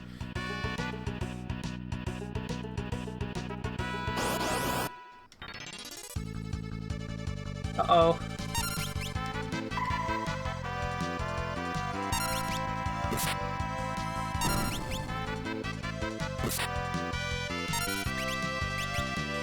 Take this!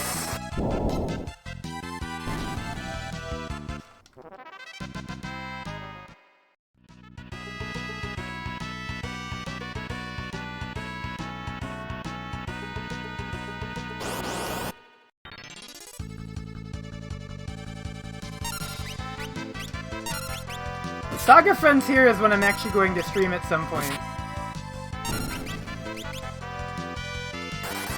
But, my friend Dino would like to be on stream for one of them.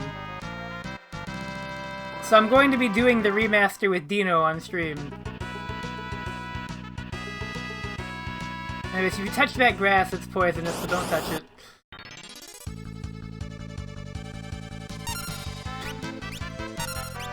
I know, great advice. It's poisonous, so don't touch it. Yeah, don't touch grass. Don't do it. You might have to get a white mage to cast Poisona on you, and do you really want that? You want them to use that spell they're gonna use one time? Goodbye, cockatrice.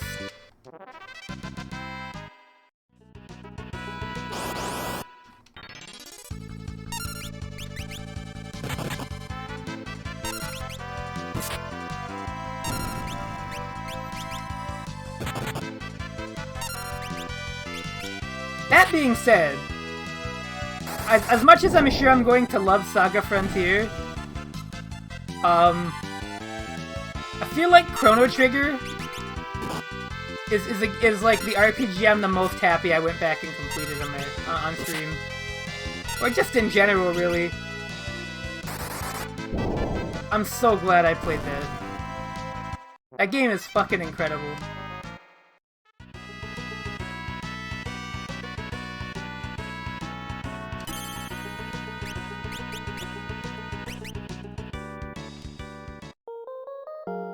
This is the North Mountain.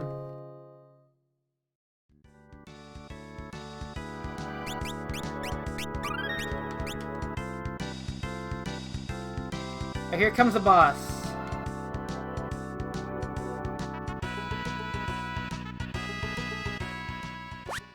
Oh, fuck!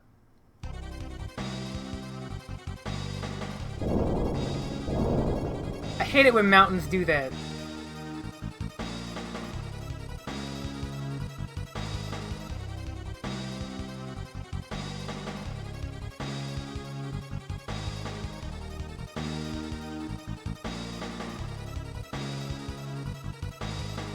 Go, Ferris! Yes. Oh. No! Never mind.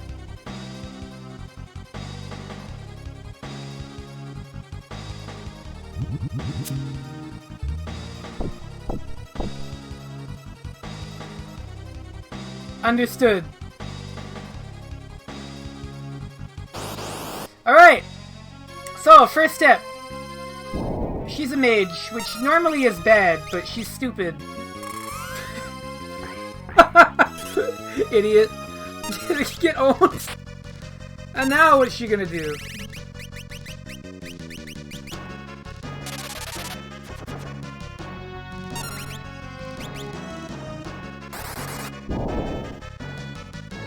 Yeah, she starts poisoning because of the... Yes, I did get flash. As a matter of fact. Which is where the second part of the fun of this fight comes in.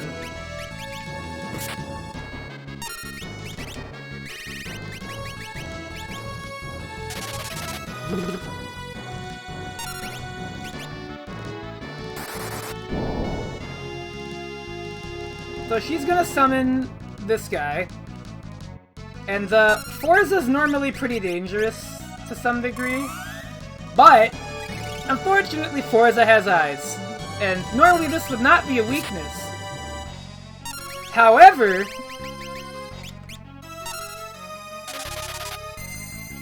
he is now blind. He is going to have a hard time hitting.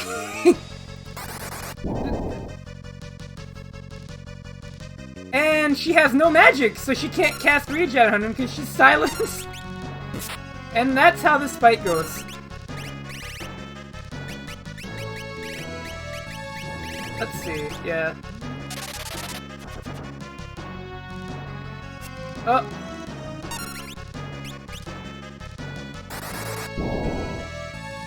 This isn't quite as funny as the other fight. Oh, now she's unsilenced. Oh well. Oh. You gotta hit him. Impressive.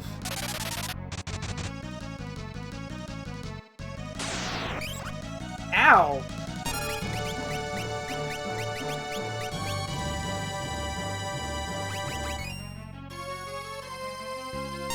I have none of that going on.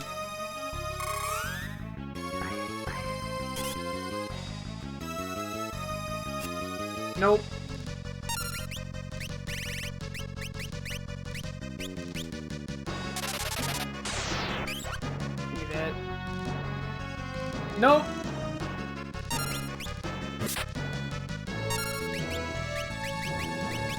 Here, let me try.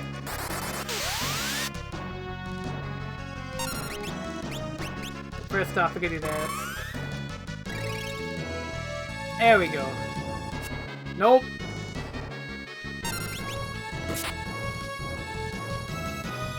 Nope.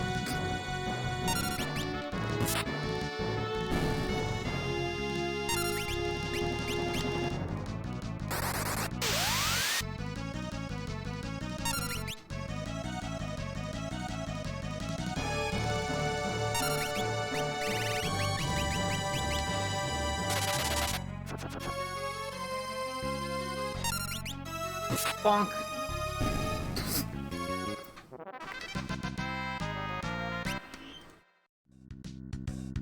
So there's a whip that we can't use for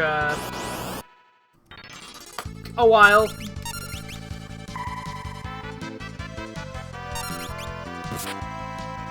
Well, the next boss we're gonna fight is even better about that. I can't wait for the next boss. And you know when I can't wait for something, it has to be fucking good, right?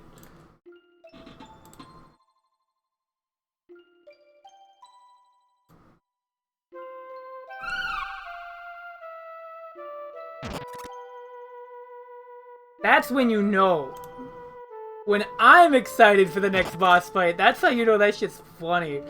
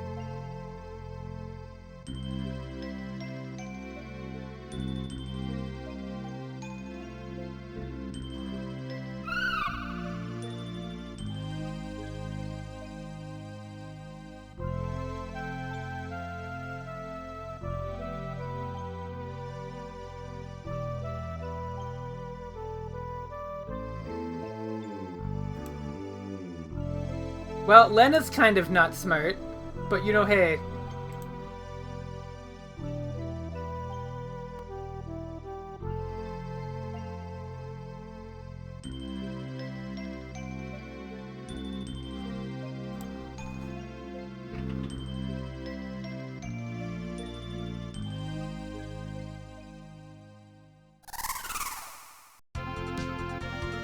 We're flying!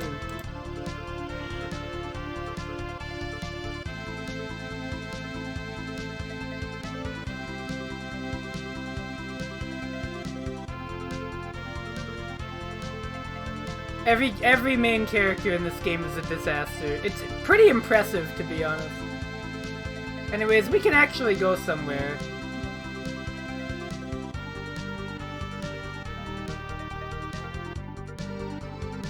The Windrake can't go over mountains, but it can go around them just fine, and we can actually use this Windrake to go visit Lena's castle.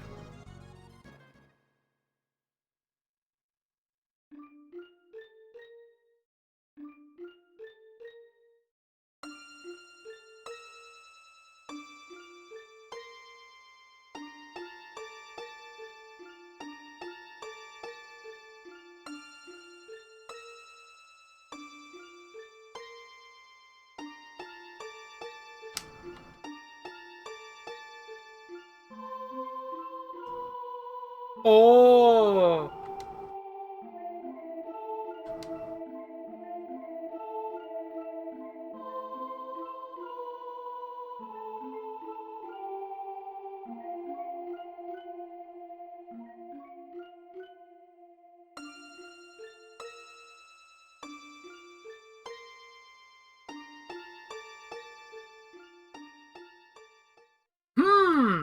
I mean...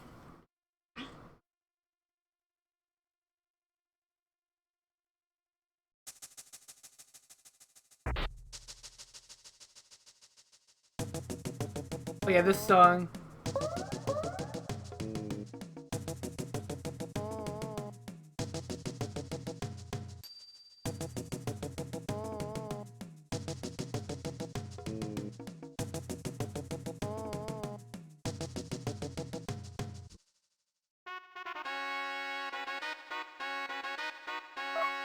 Alright, so there's lots of items here that we want to get before we leave.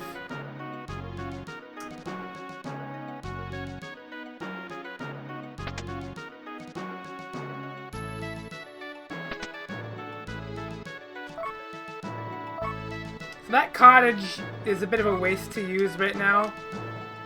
But there's a point later in the game where you realize that tents aren't healing all of your MP and your HP, just a lot of it. But the cottage is a complete heal, even at higher levels, so... you want to keep that in mind.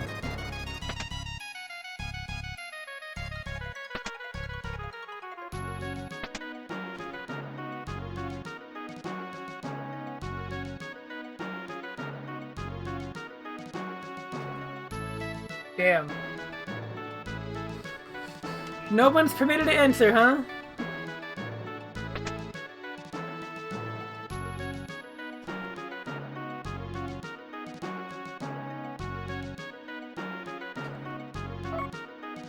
Ether. Lots of good items here.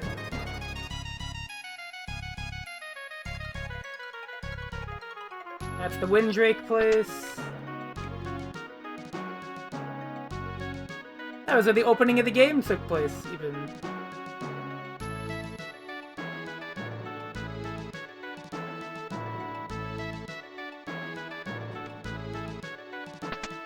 This game is my favorite comedy, though.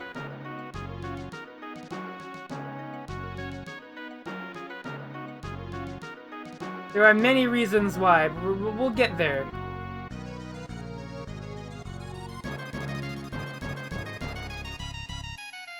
In fact, we're almost at the first part where the game really gets good. Good.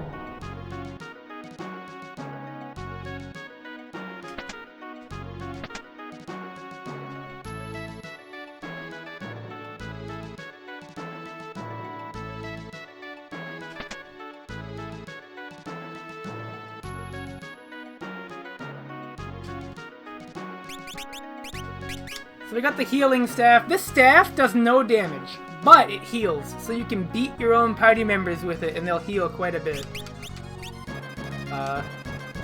To be honest, it might be useful. So I'm going to equip it for now.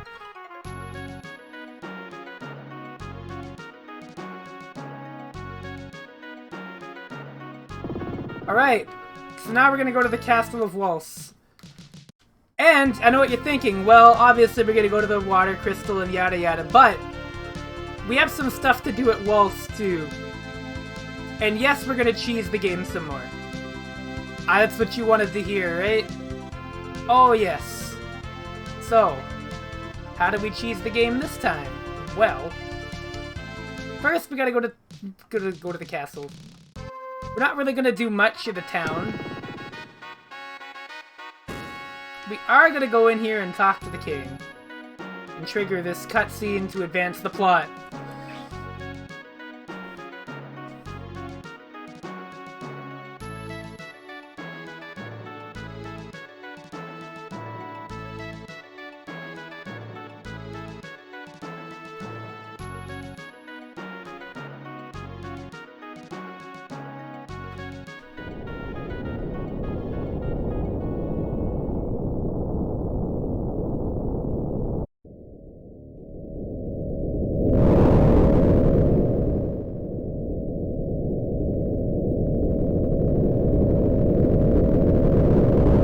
Another meteor!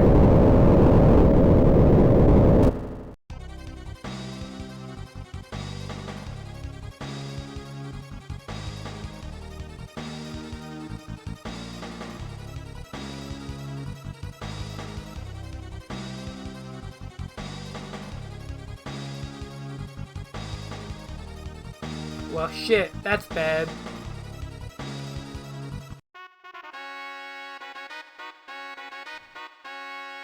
But anyways, there is some stuff we can do here. Minor as it may seem. The first thing we're gonna do is I'm gonna leave the castle and I'm gonna save first.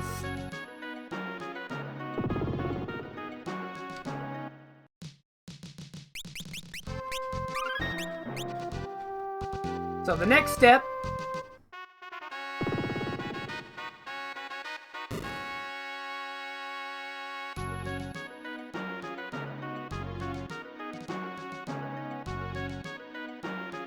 is we come out here, we go over here, and there's a little side area here. Oh, now the reason we're here is because we want to learn two things. First is a certain spell.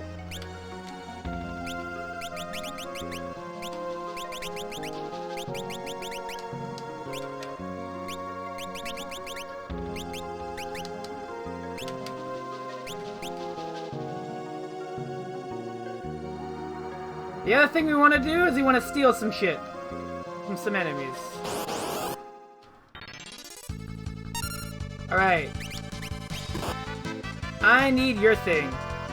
Got it. That's good. Alright. Good start. So now we want to kill this ice soldier.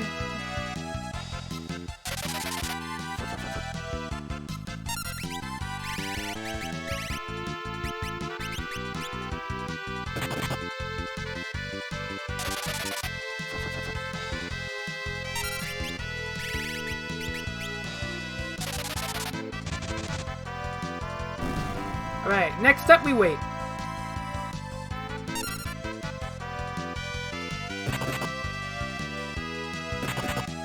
These guys have an attack we want them to use very badly.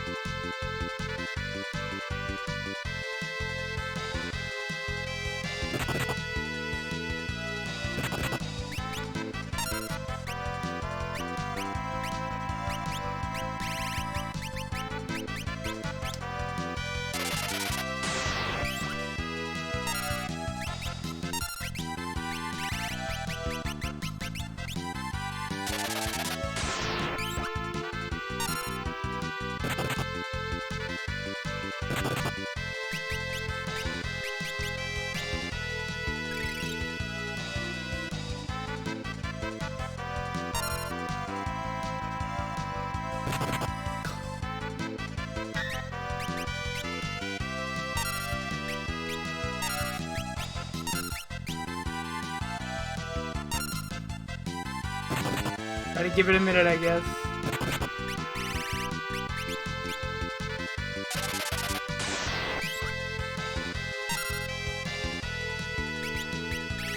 Okay, let's try that heal.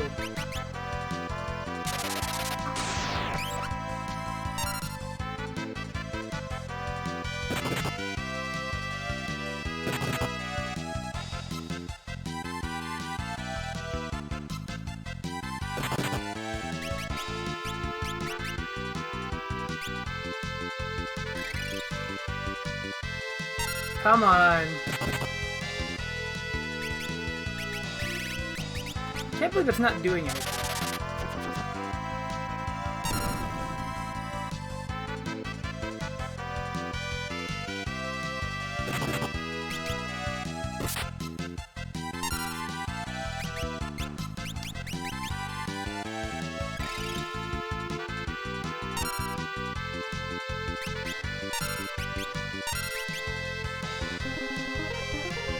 And of course, it targets the one character.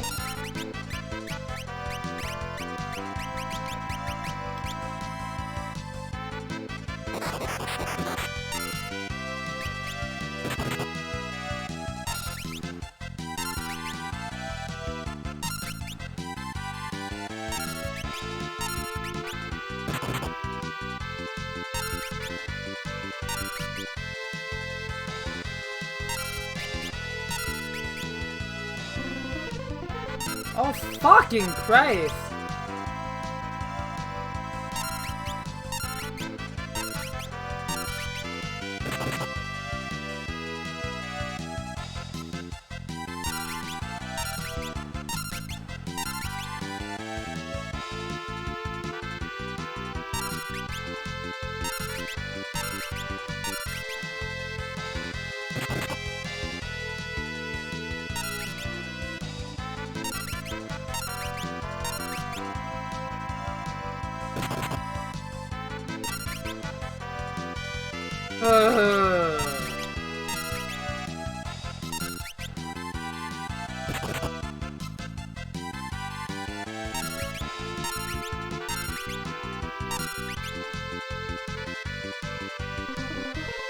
There, we got it.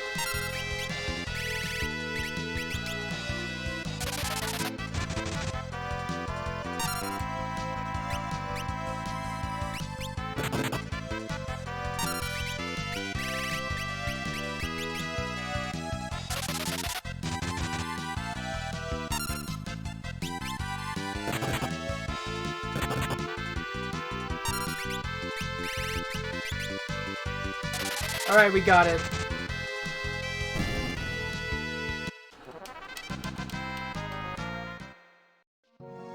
Now, normally I'd stick around, but, I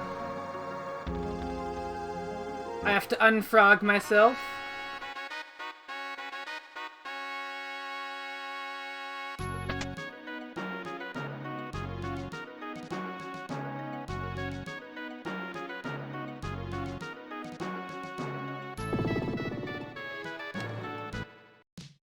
First thing I'm gonna do, though...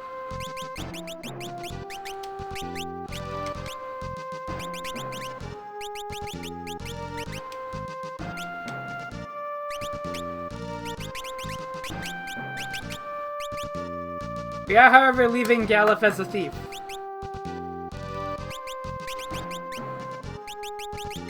But we are gonna do one thing. There we go.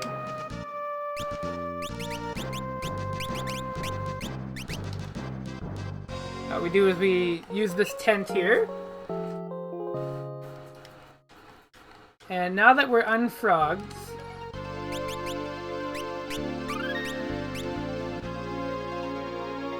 what we're gonna do is we're gonna go back there, which I know sounds really weird, but bear with me. We're going back there to steal some more mithril swords, because as you might have noticed, our knight can use them, and so can our blue mage. And mithril swords are pretty strong for this point in the game.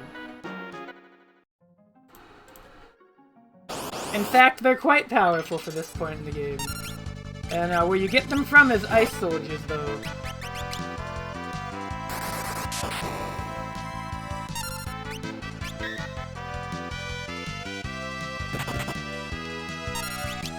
So we're gonna kill these elf toads first.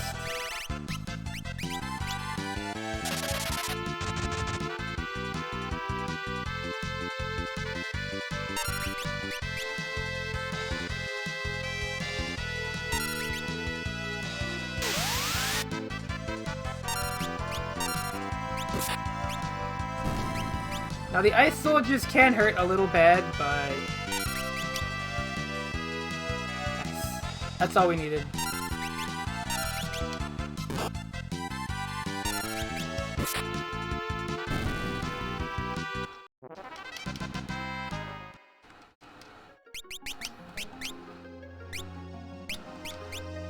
There! We are now ready to go! So now we gotta go to the Waltz Tower with the water crystal there.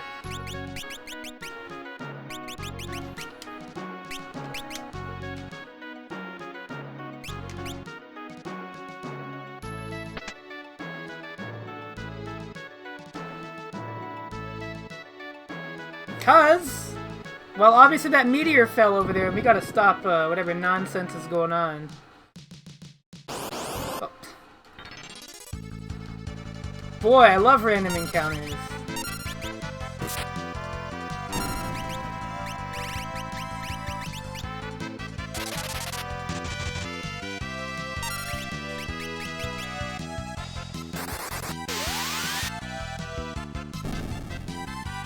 We're gonna have Lena heal herself.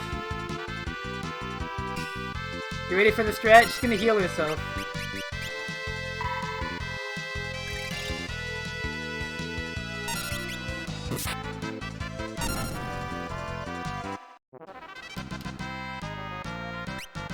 Oh, nice. I was gonna buy a tent. Looks like I don't need to anymore. I don't think they sell mithril swords here, do they? Yeah, no, they just sell a dagger. We're gonna have one dagger in case I want to make Galuf a thief again. I want to see if they got any better defensive gear. Oh, they do.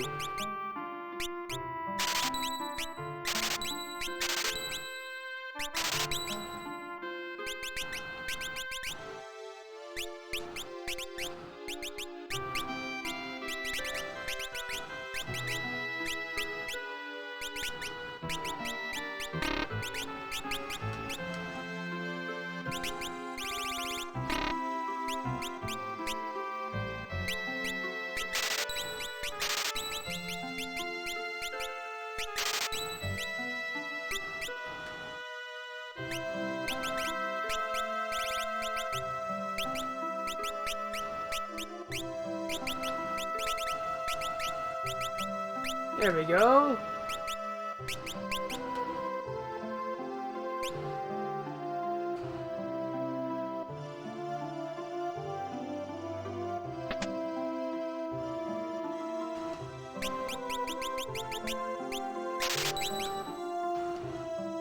Alright, we're sleeping. And then we're gonna save. That's what we're gonna do. And then we're gonna go to that tower.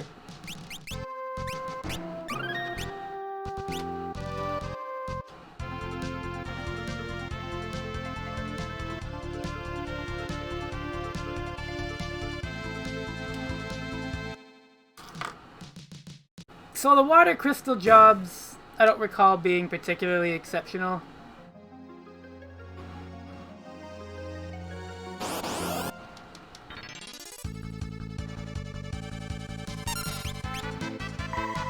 Anyways, there's whoops, I forgot about that. Anyways, look, it's our friend Ricard Mage. What the fuck is a Ricard Mage? I don't know.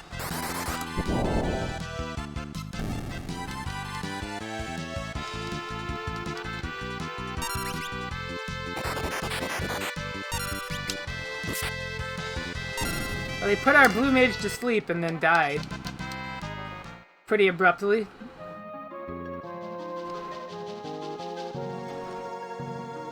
Alright.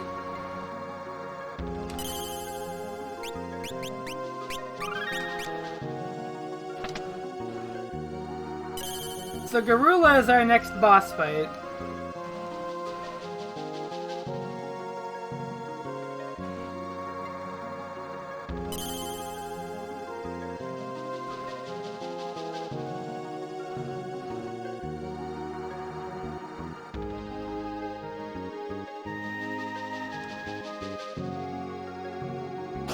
Now you might be thinking to yourself, that sounds like a dangerous foe. I keep forgetting I have that on.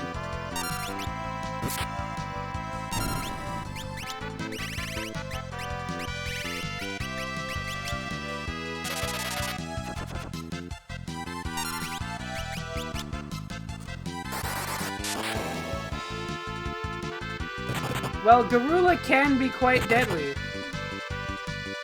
And even dangerous.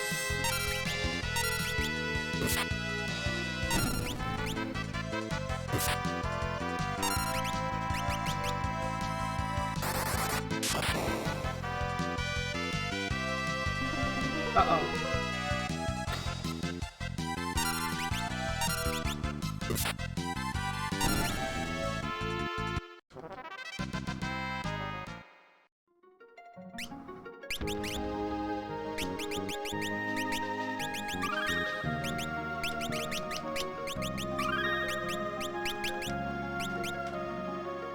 While Garula can be somewhat dangerous.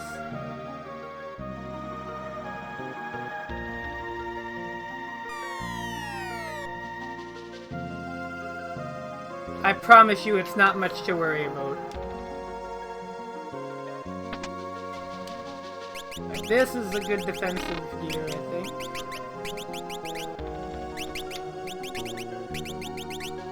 There we go. Gotta pass our gear around appropriately. Oh shit. Oh, I keep forgetting I'm not used to the healing rod.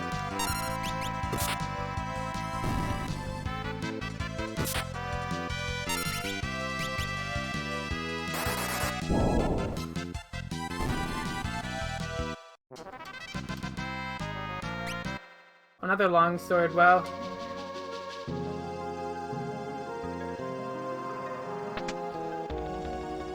Is it ether?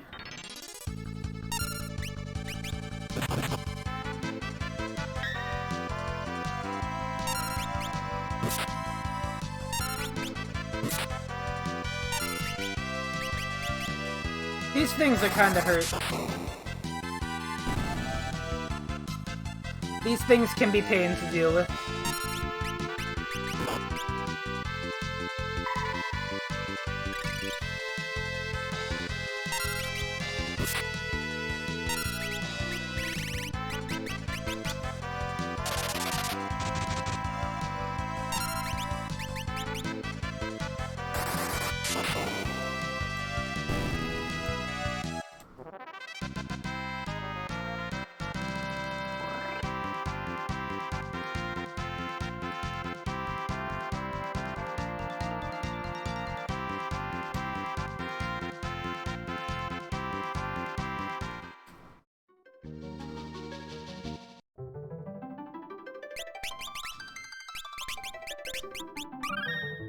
Alright! So I was talking about Garula, the big dangerous boss. Oh boy.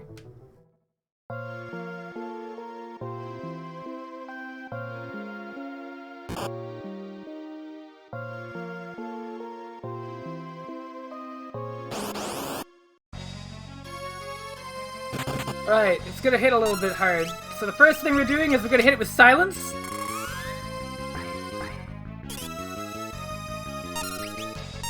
Next up,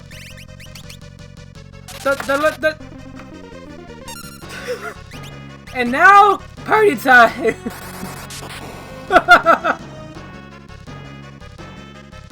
No!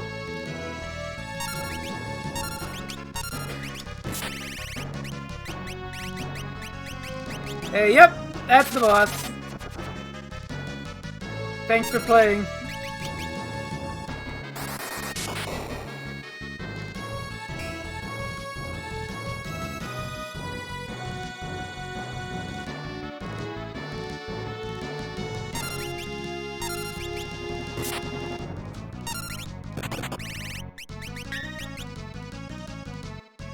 Now, it can still use Rush, which can be somewhat dangerous because that can inflict sap on you. Should we be even more mean-spirited? I could. Should I? I think I will. Because I can. There's one more status effect Garula is, unfortunately for it, not immune to. Which is blindness. Oh, I guess it won't do anything, because it's already just stuck. The game won't let me make it any worse. No.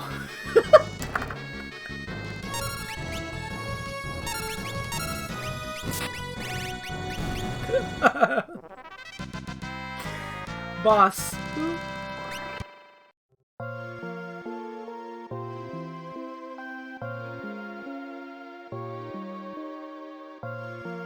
Oh, Blue Mage. What would I do without you?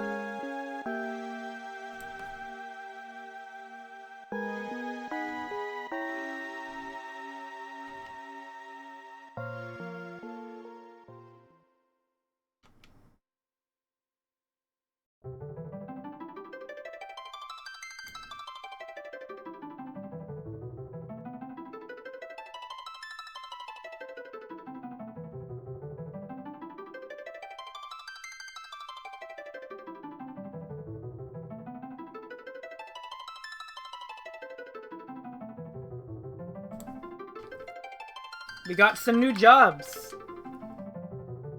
Time Mage, which I'm not using. Mystic, that's a good one.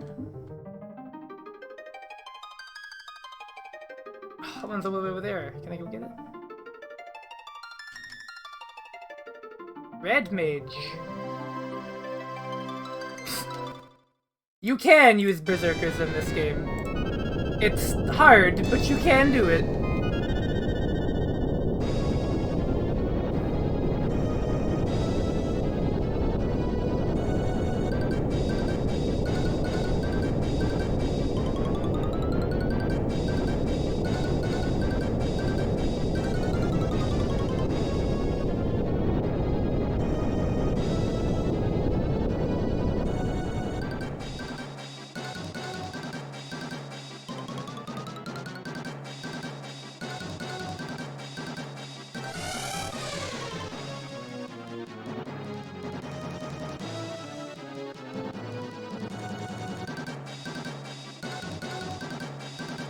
It lives.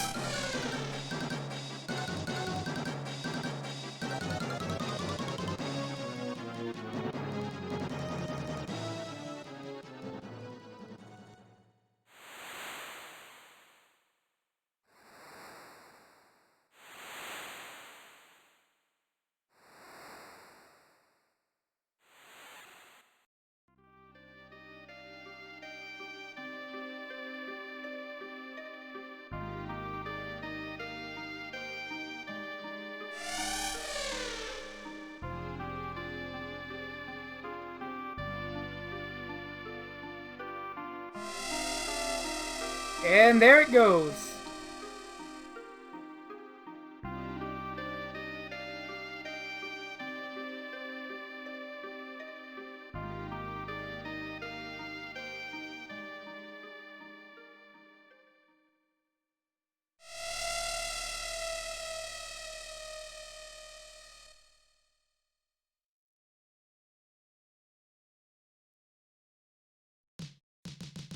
Good thing the dragon moved.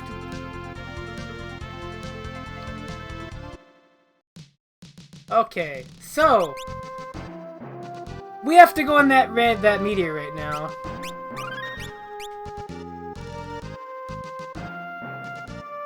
It's time to go to Karnak.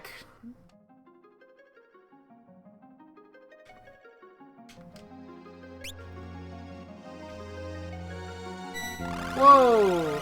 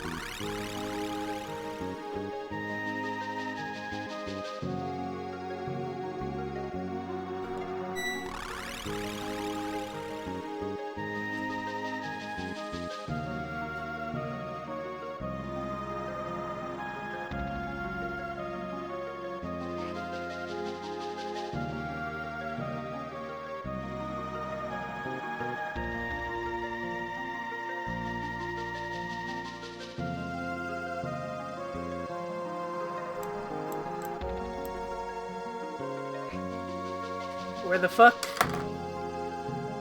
Welcome to Karnak County. So, definitely a different place, but we gotta get there first, actually. It's quite a little walk.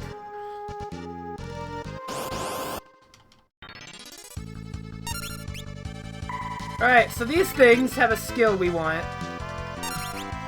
Well, want is a strong word, but could use.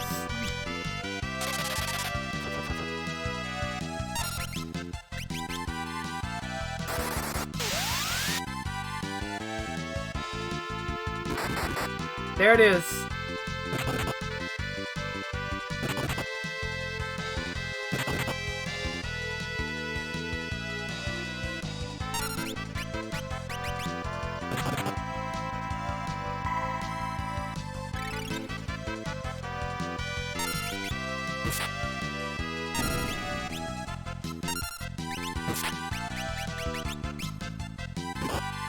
Ow.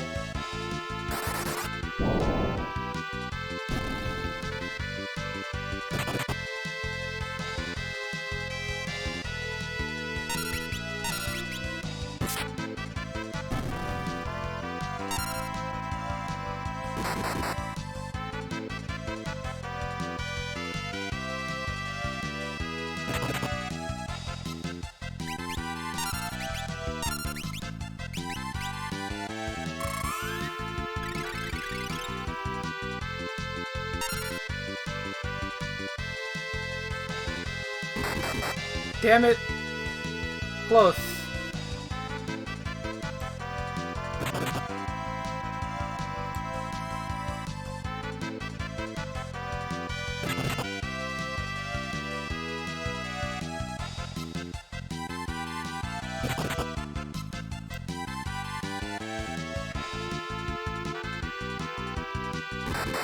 Damn it. Come on. I needed to hit my blue mage with that.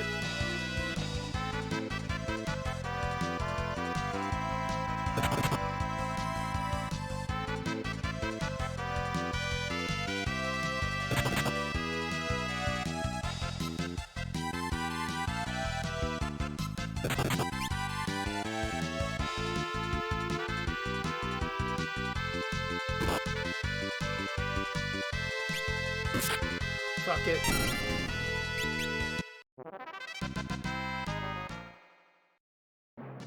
I don't have the time.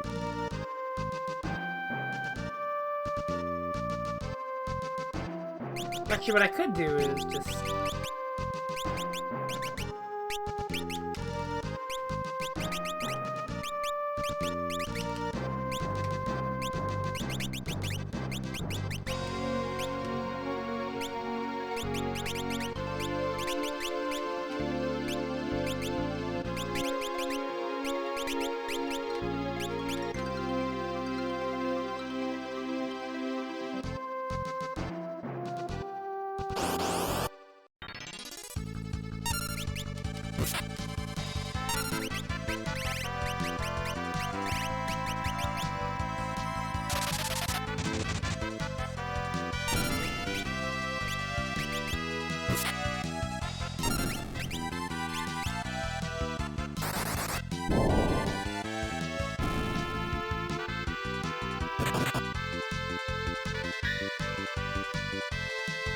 So we're waiting on a very specific move.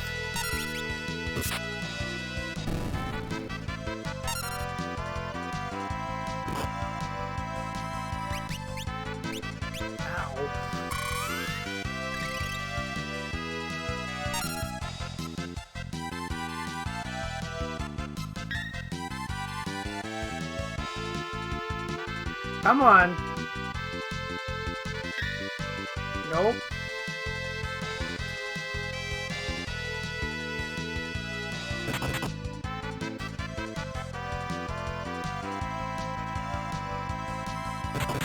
It's not gonna do it at all now?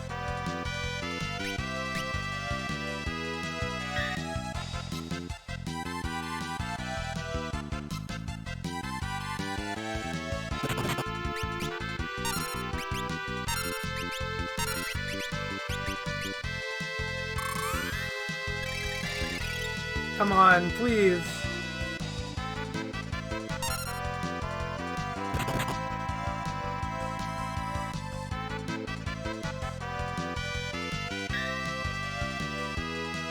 Oh!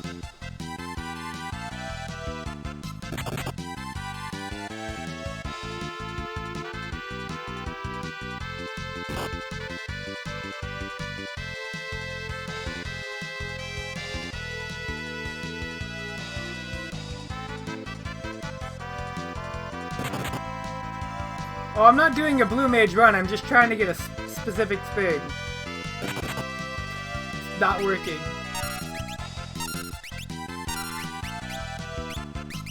Getting a very, very, very, very bad RNG is what I'm getting. Come on. You've been doing it all the time, last play. Oh, for fuck's sake.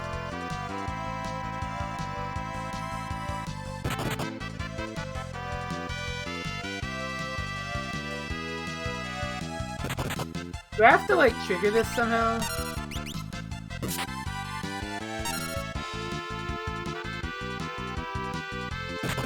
This fucking enemy is pissing me off.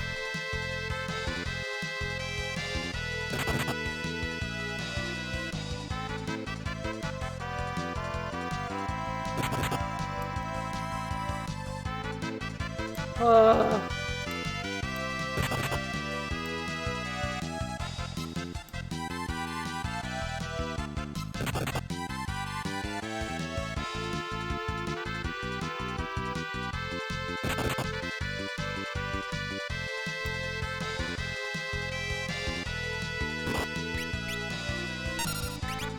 Oh, just don't do it?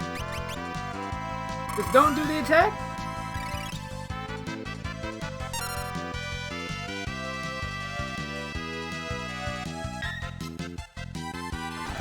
I'm fast forwarding. I give up. There! Fuck! Finally! Jesus fucking Christ. There, we learned... question mark?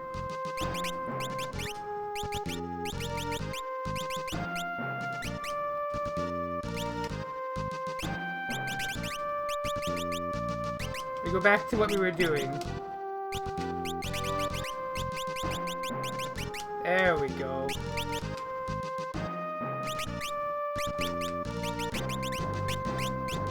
Oh, alright. Now, Karnak, right.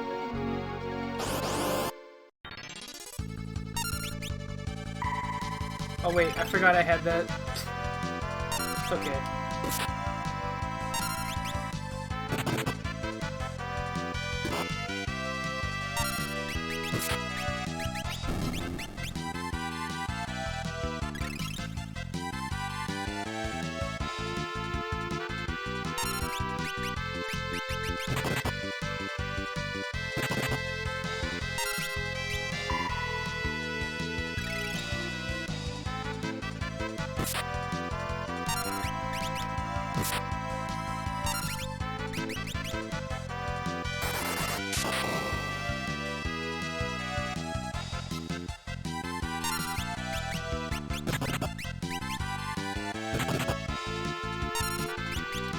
Yeah, no all blue mages run.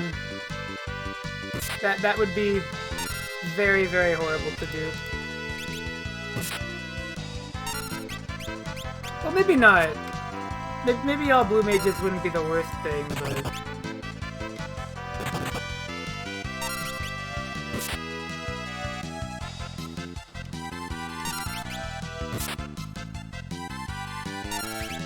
Oh my god, this enemy takes forever to die.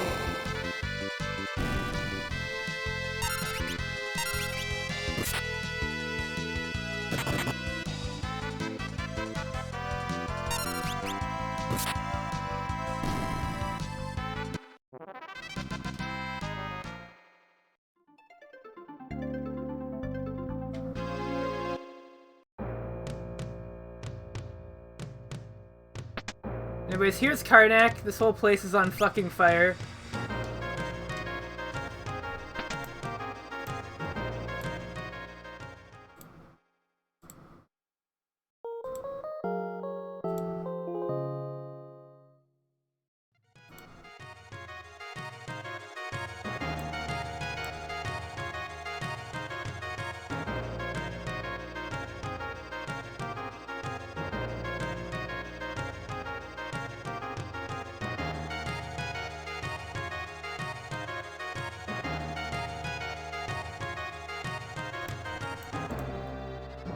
The whole city's on fire. Right? It's fucked up. Karnak is not having a good one. Karnak is struggling. Anyways, you might think, wow, those are some damn good prices. And they are.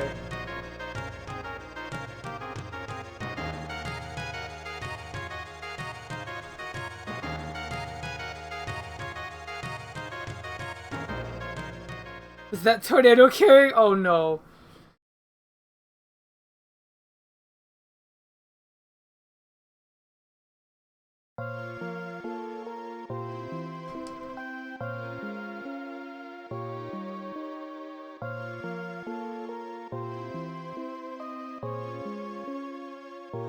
Yep, we're in jail now.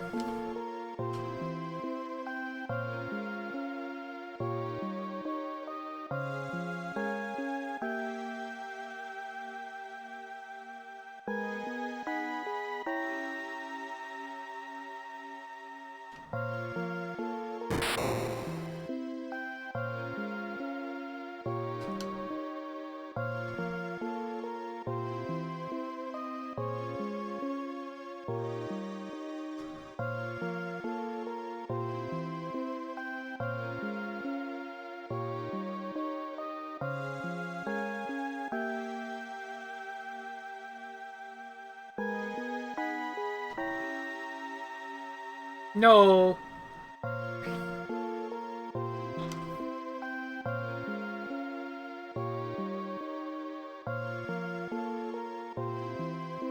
Oh, Sid.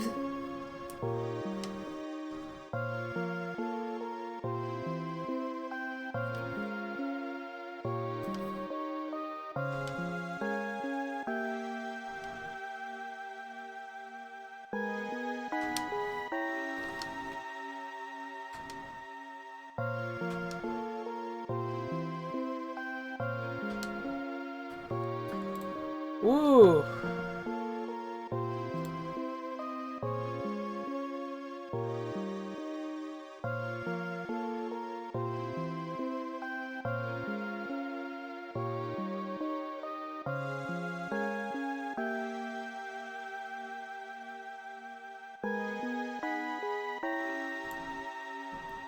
I am excited because I think the knight is about to get the best ability.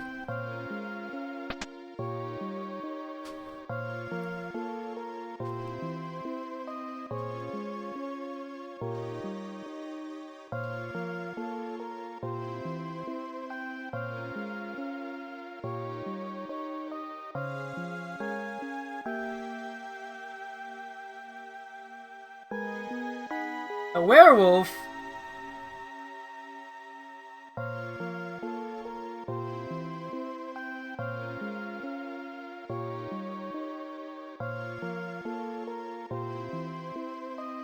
Fuck yeah, let's do it.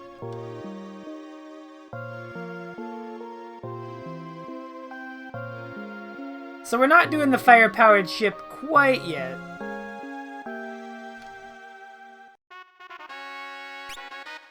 Not quite yet.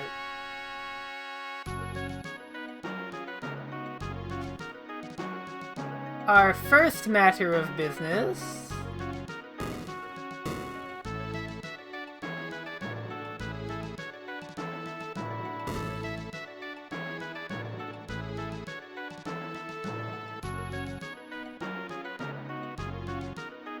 is to get the hell out of here and,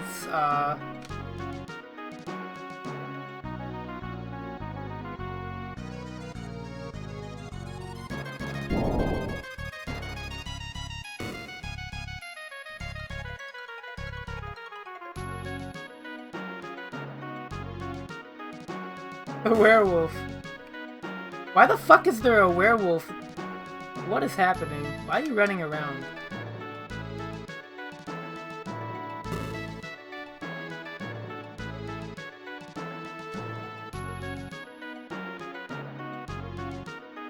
Damn. It seems like things are going a little rough here.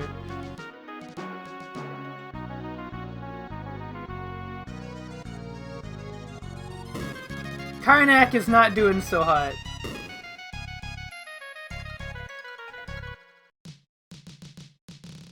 Alright, but we're gonna buy some shit. So unfortunately those prices were too good to be true. Because they're right back to being expensive again. But that's okay. The first thing we're gonna do is buy a frost rod. We're gonna need that later. Next thing we're gonna do is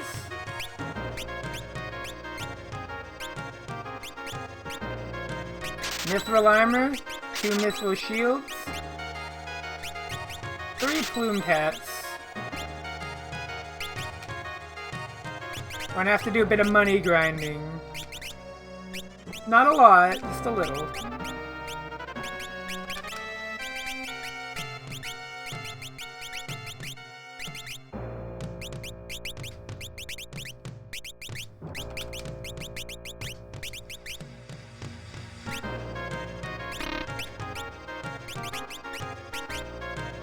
Okay, frost rod.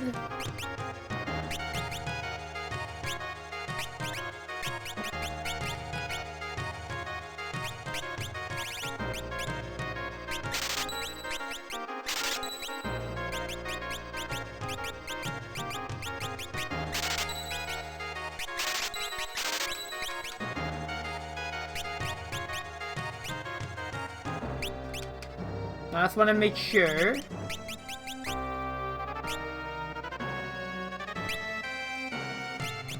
I don't think the silver is better than the Kenpogi. We do want those.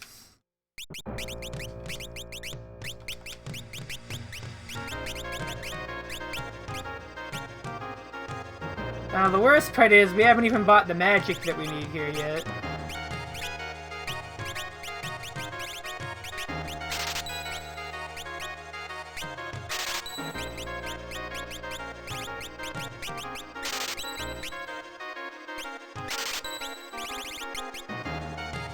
Because yes, there is magic here we want too.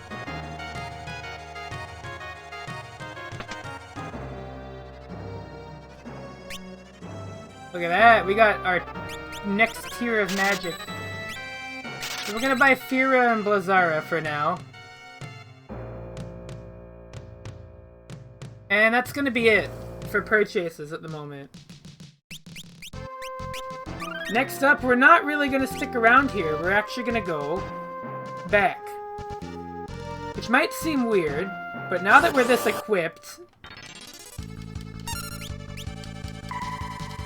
Oh wait, I still have the healing Now that we're this armed, we have some stuff we gotta do.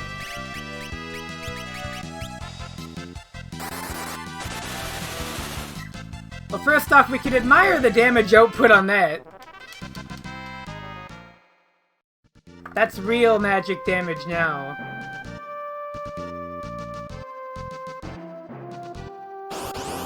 That's some actual fucking damage. Oh, fuck.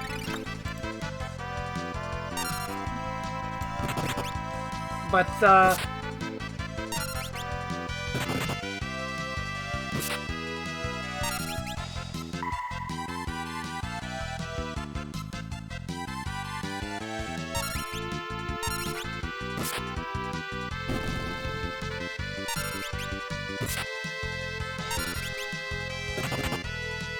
we are now at the point where we gotta go back and get some summons, because we got the summoner class now.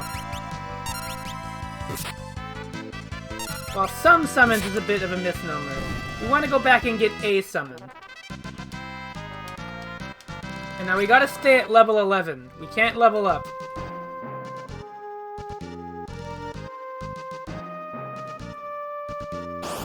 The reasoning is really important.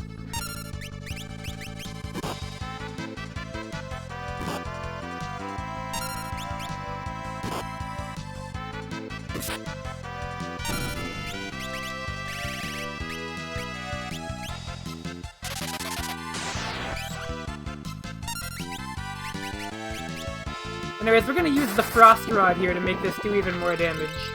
Yeah. Oh wait, fuck, I made a mistake.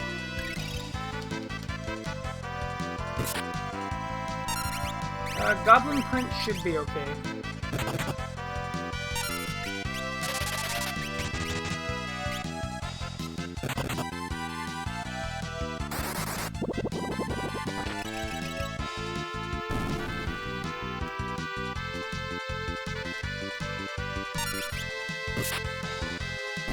The big thing I'm waiting on is for the knight to get two-handed.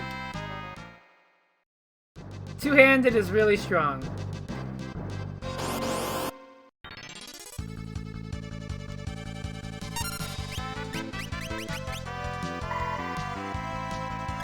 Two-handed is very, very, very, very powerful.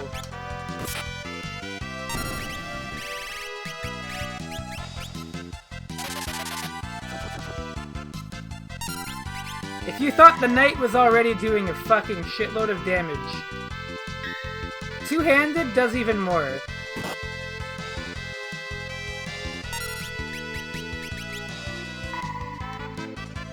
Which I'm excited to take for a spin.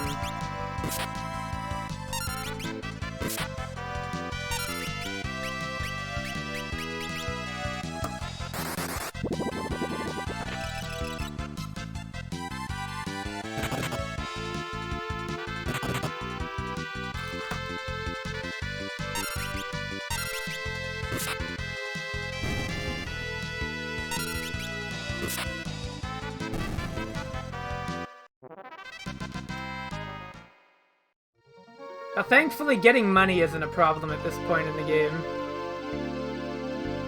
But we're not really gonna have to farm for money very much.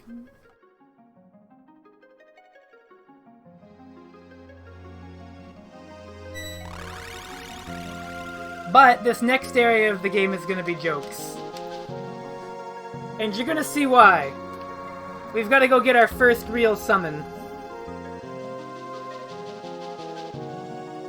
Which is important. Not immediately. It's gonna be once Lena levels up her job one more class, I would say.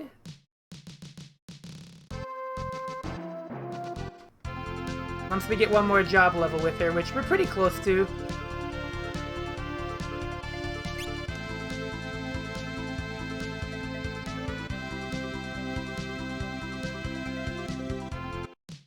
I know I'm hyping up Black Mage Galuf, it's kind of weird.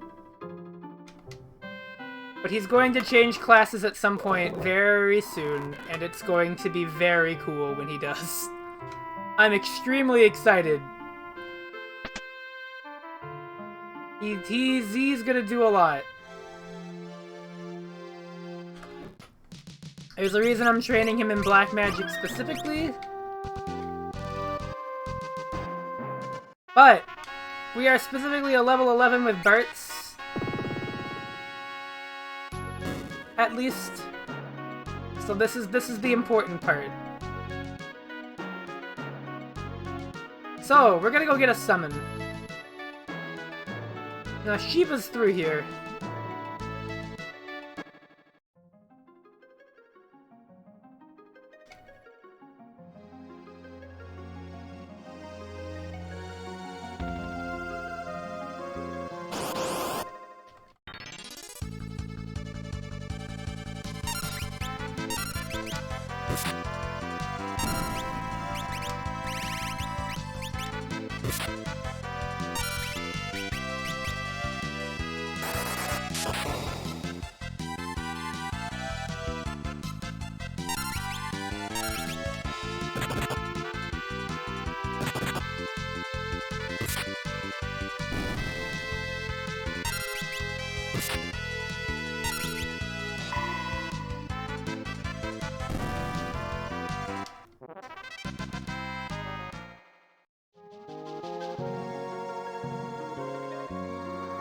There she is, she's right there.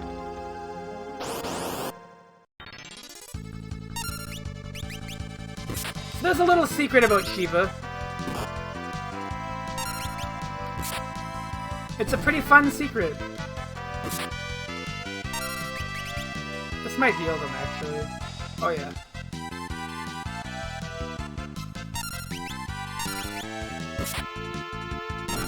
So you know how I mentioned that Bartz has to be level 11 for this fight? Uh-oh. Oh. Two-handed grip, that's the important one. So now that we're here, we're gonna do this. And we're gonna stick you with two-handed. Alright. So are you ready? We're gonna kill Shiva really quickly. So, when I said level 11, I specifically meant that because Shiva is also level 11. And you know what that means, right?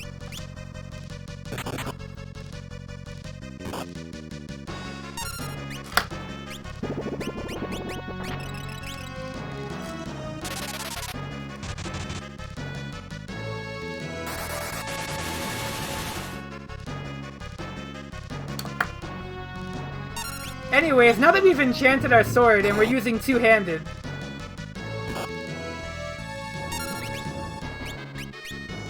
we are gonna do a grip of damage.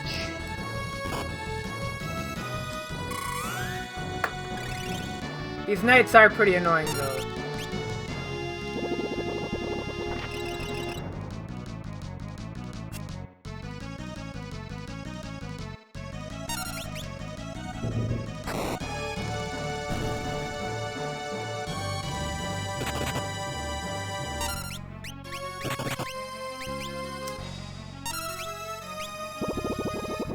I might actually die.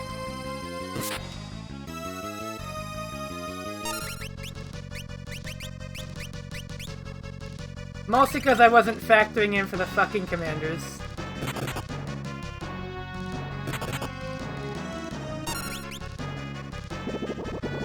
Really cool that they had just have a scripted attack. Okay.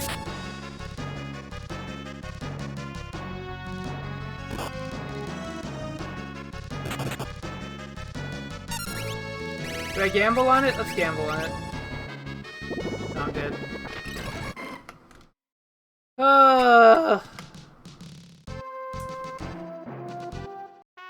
Fucking commanders.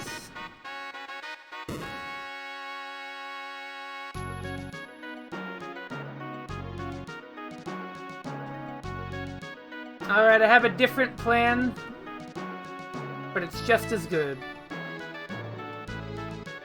Wish I didn't have to, but, you know, really cool when the actual boss is completely pathetic, but the three enemies that it has that orbit it have scripted critical attacks that are so cool. I think that's the coolest.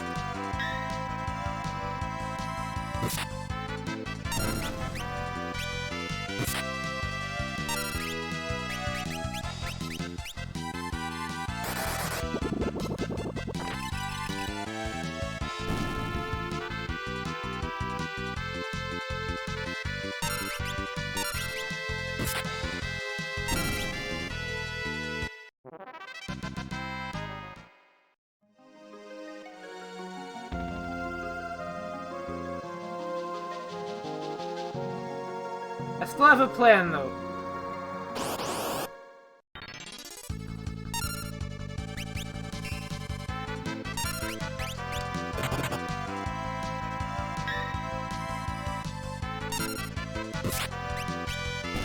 Still have an absolute masterful idea of what to do.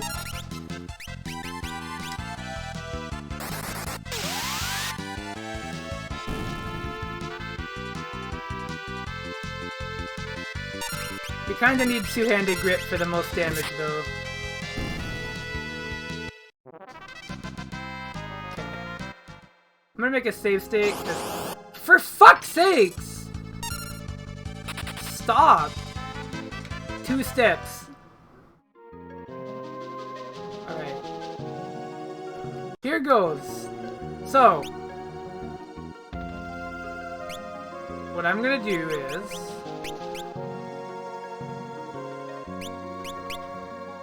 let me think. Right, I think I've got a plan. So you go to Mystic, two-handed grip.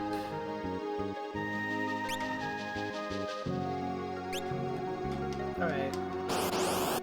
Alright. So first thing you're doing, enchanting your sword.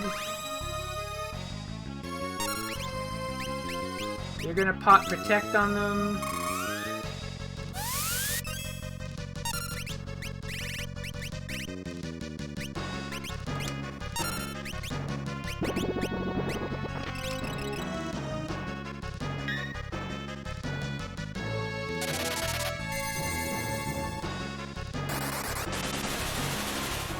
So if they're gonna just be really annoying, I'm simply gonna make them miss all the time.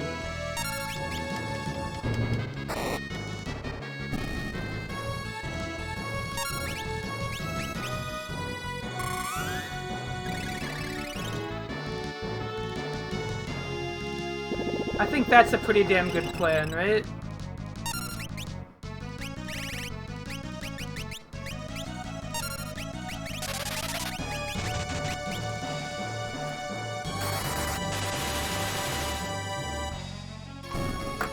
Alright, now let's check this damage. Ah! Easy.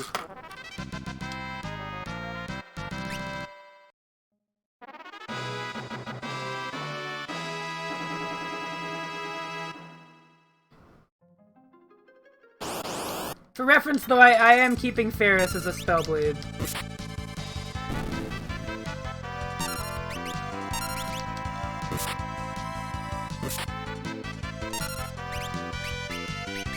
For the time being.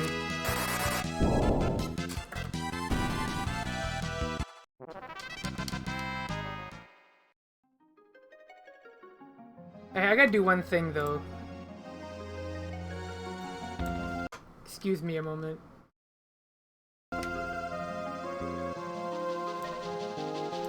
There we go.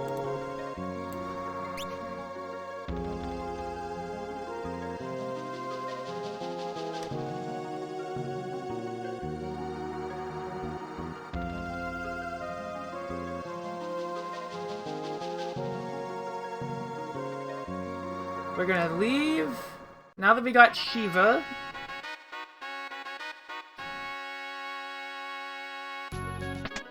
We are ready now to go fuck with this boss.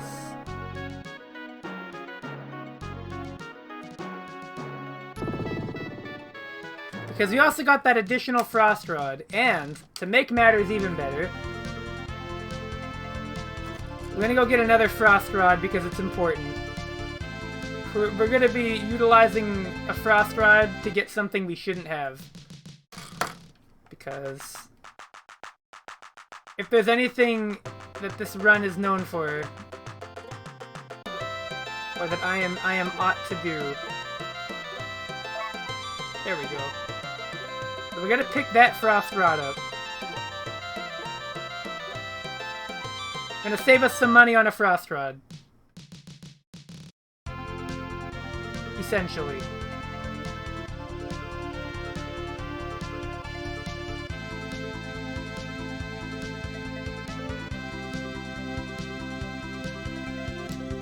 But Yes, Goblin Punch is quite effective on Shiva.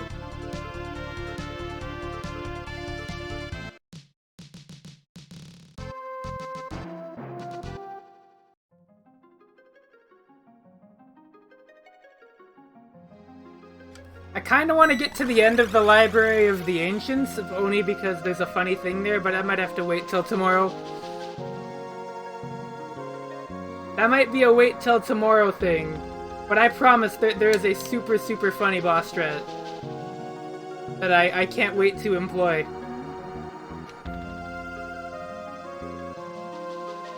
That does in fact involve blue magic. Shocking, I know. That blue magic would cheese a boss fight in this game. Unheard of.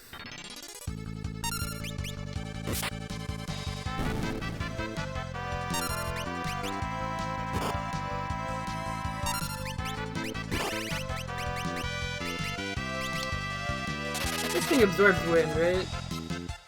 I don't know why I thought it did.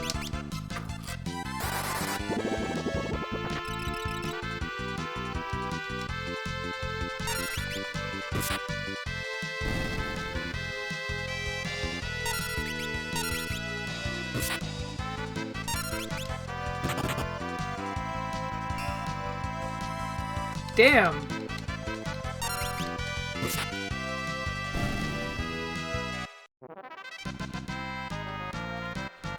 Alright, that's all I needed to see. So, because I don't think we have any more blue magic spells to learn here...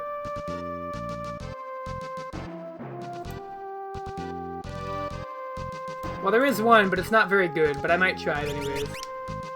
We're gonna reclass Bartz. That's right! Bartz is going to be a monk that's gonna be doing blue magic. Now, why would you ever go monk? Let's look at why.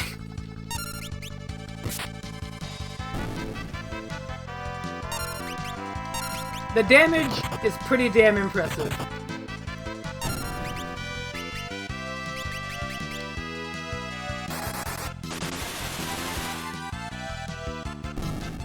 Now, there are some downsides to monk with blue mage. Specifically that,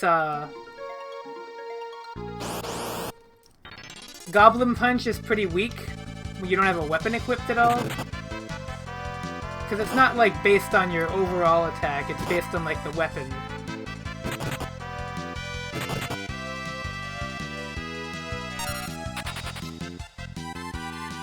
But,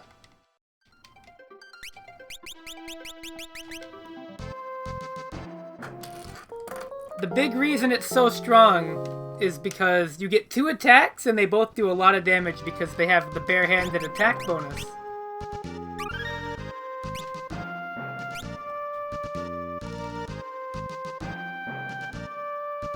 And barehanded monk damage is not to be trifled with.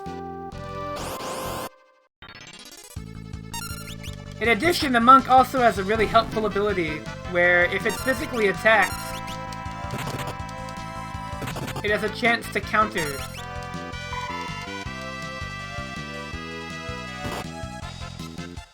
Think of it like the Rage Band from Chrono Trigger, but all the time as a passive. Hard to really go wrong with it, really. Especially when you consider the damage output the monk has.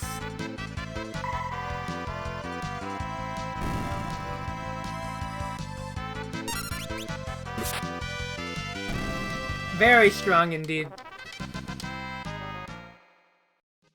So now we're going back to Karnak, because there's some white magic we're gonna want before we do this boss fight. And I was checking my money. Yeah, Cura is what we want. And raise. There we go. Yeah, sounds okay. Yeah, it's pretty alright. And now we have a monk that is proficient in blue magic. And the only reason I'm ever going to change back to the blue mage class now is for, like, learning spells. Otherwise, Bartz is going to be a monk with blue magic.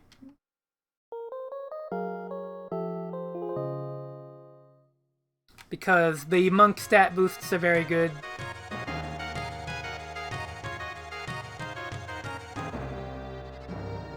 And it's hard to go wrong with the monk.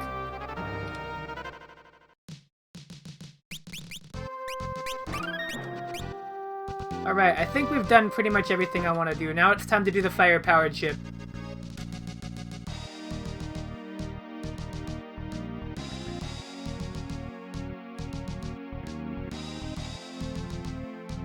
So we gotta go in there, and there are some monsters in here.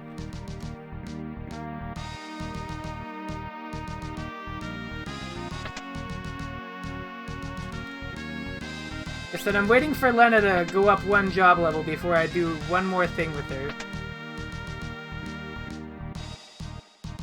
But, rest assured, we are going to be doing something cool. Ooh. I bet you can use that.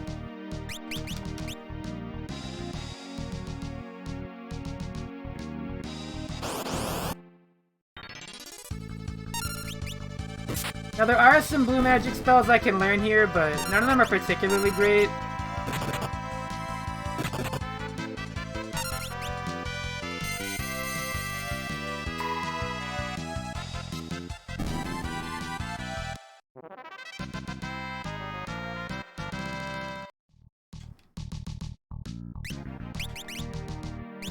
I don't have any eye drops. Looks like I'd better go buy some.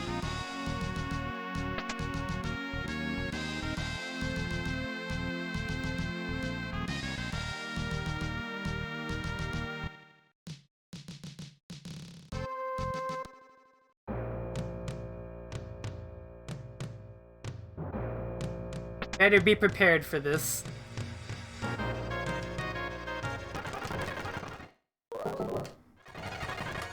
I forgot this place has crew dust. They do that a lot. There. Alright. But yeah, we're gonna be attempting to get Lena up one more white magic level, and then we're going to change gears for a bit.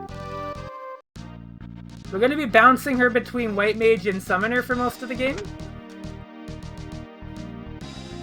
in an attempt to build up the best dual casting class I can offer by the end of the game. Should be very satisfying when we get to that end point.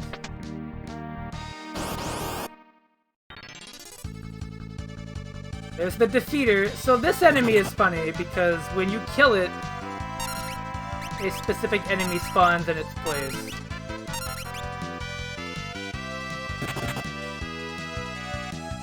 But if you kill it and it's not the last thing you kill in a fight, those enemies that I talked about won't actually spawn.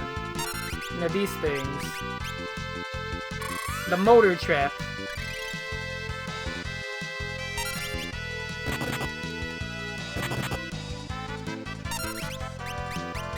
Now, you would think to hit them with thunder magic, but if you do that, they will self-destruct, and it hurts.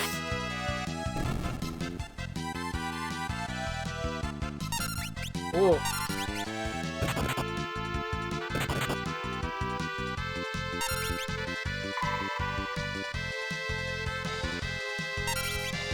Alright, the other thing about the monk is that bare hands do have a critical hit rate. So the monk can get critical hits. Why did I do that? I thought that was the white mage.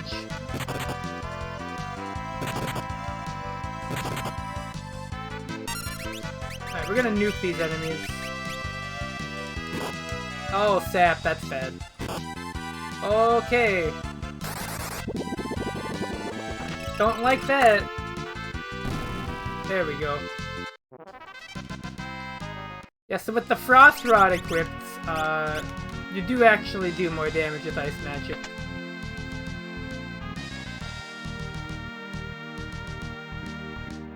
What's down here?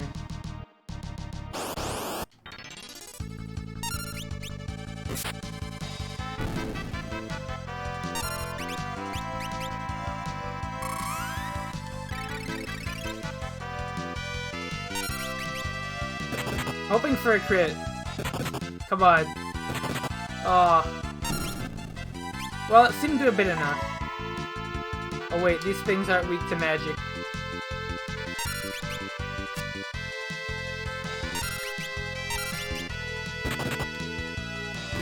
Ooh! There you go. That's the good shit. That's the monk power.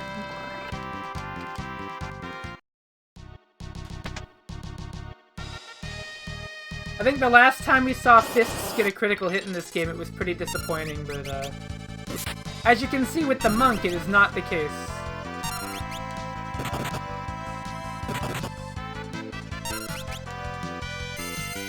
Fuck.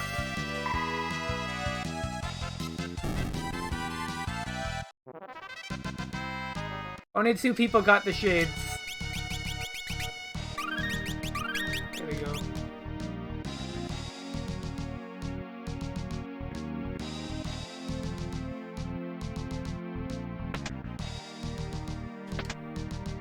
I guess on one hand, if I wanted to learn that spell still, this would have been helpful, but...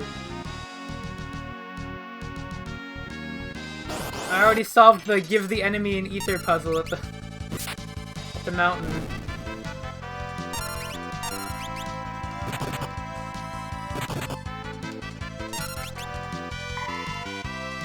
These things are weak to ice though, so the ice rod pretty much decimates them no matter how it hits.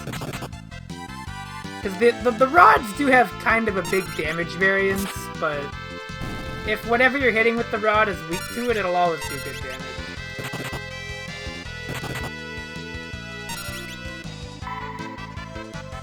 Yeah, perfect.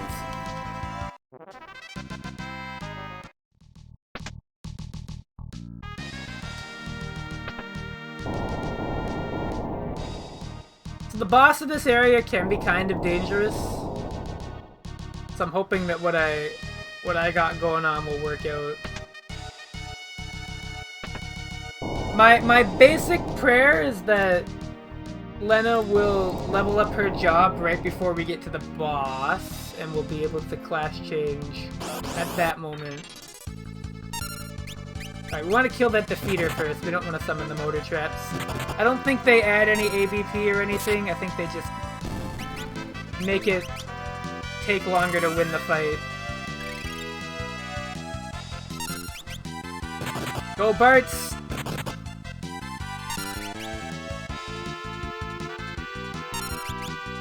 I don't recall what the poltergeists do, but I don't want to find out. I'm okay with not knowing.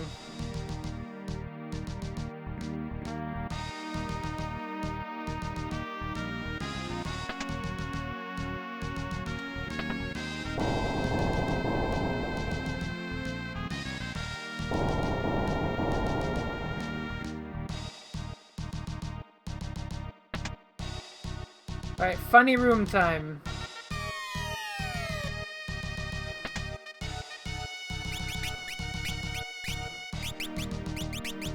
That increases the steal rate. I think only thieves can wear them, though.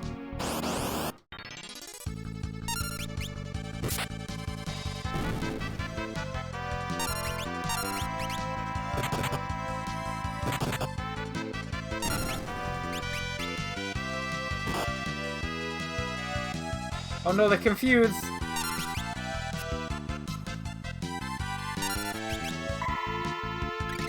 Oh, that's not bad, actually. If she's just gonna randomly swing at my party with that healing staff, I'm okay with that. Oh, okay. Picked the worst character to confuse, to be honest. Literally incapable of dealing damage.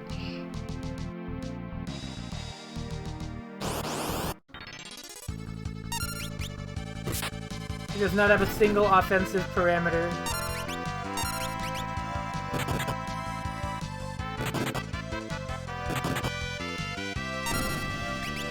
Unless whatever I'm fighting is undead, but what are the odds? There we go. Alright, now it's time. Summoner. And we're gonna give her the white magic. There we go. And we've got a frost rod. That's why we got those extra frost rods. We have one more because I have a plan involving how the rods work.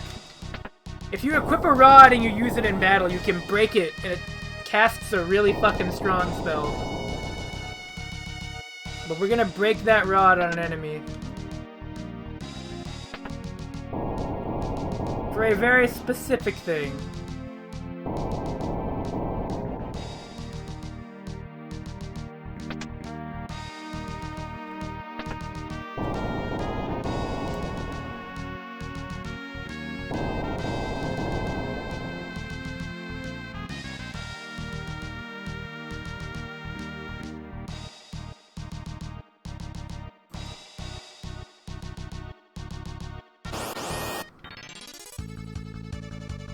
Oh, preemptive? Nice.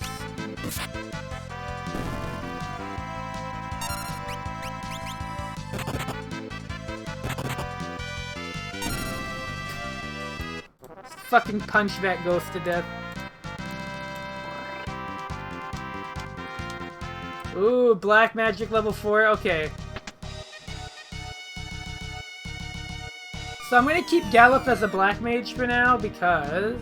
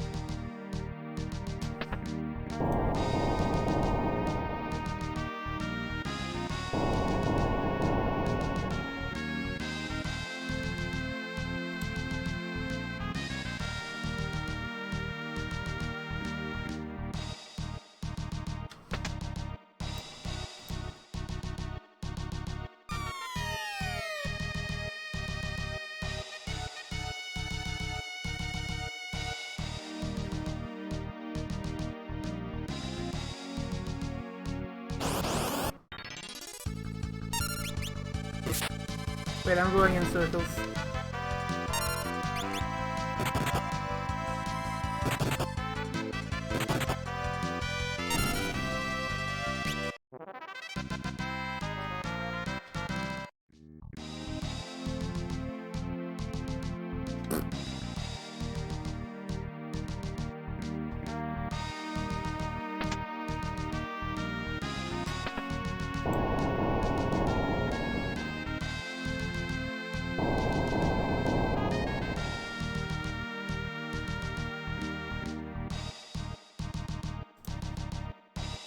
So apparently there's a green beret. I remember there being the green beret over here.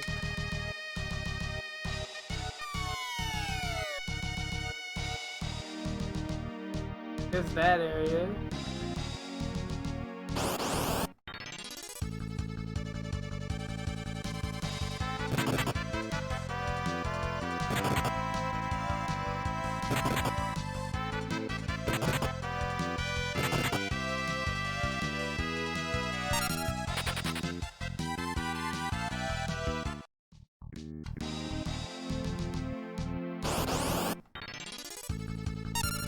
There has to be something over this way.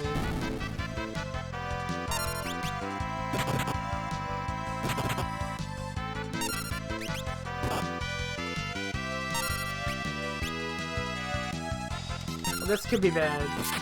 I don't know, we're good. Woo.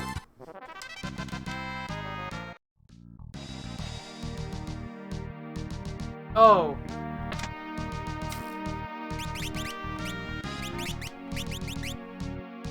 Oh yeah, there we go.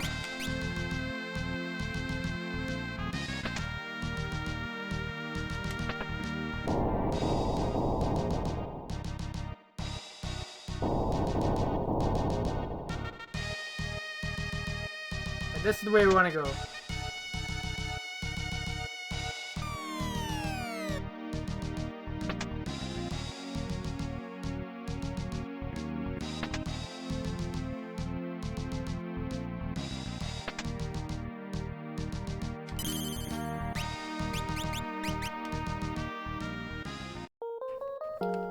We're making pretty damn good progress, though, I've gotta say.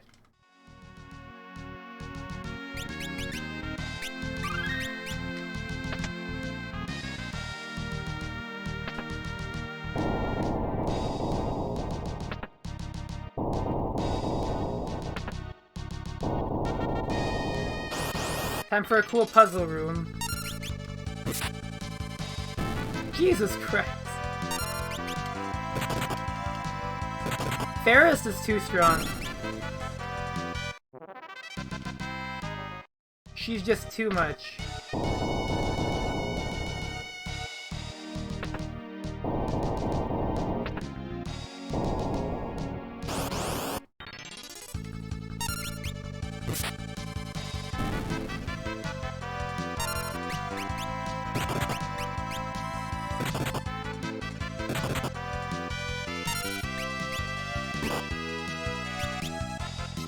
Let's try our new summon.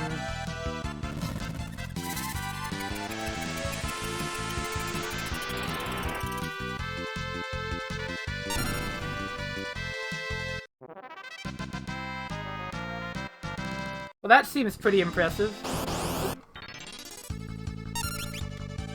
Well, it looks like we have to fight the motor traps now.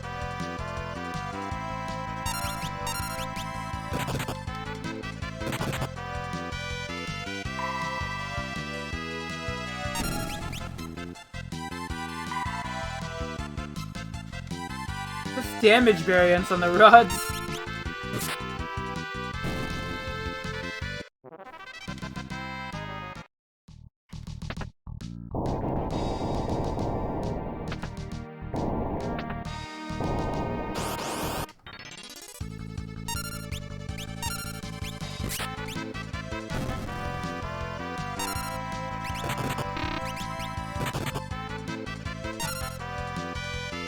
We're just gonna use Shiva right now.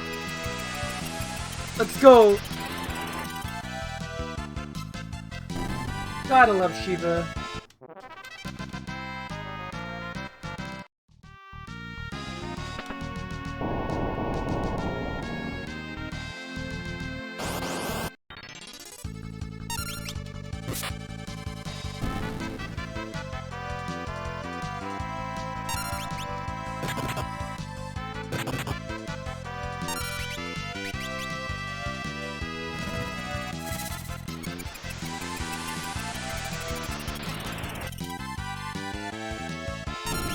Nice.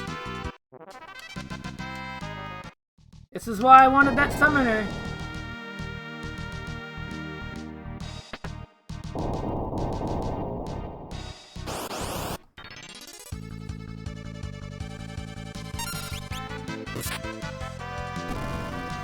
Summoner is just good to have. Ooh!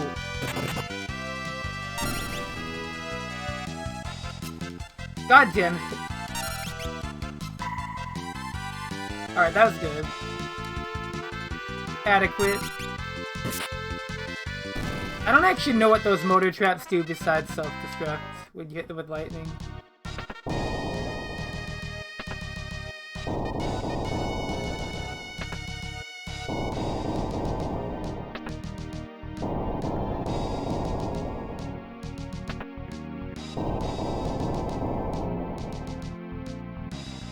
God. I don't remember this puzzle.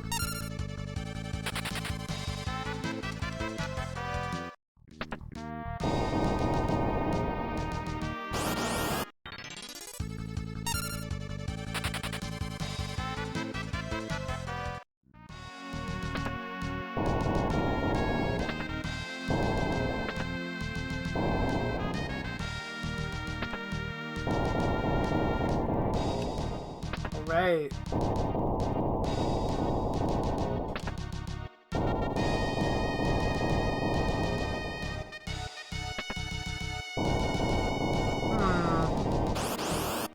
Do I want what's in that chest? I'm trying to remember what it was.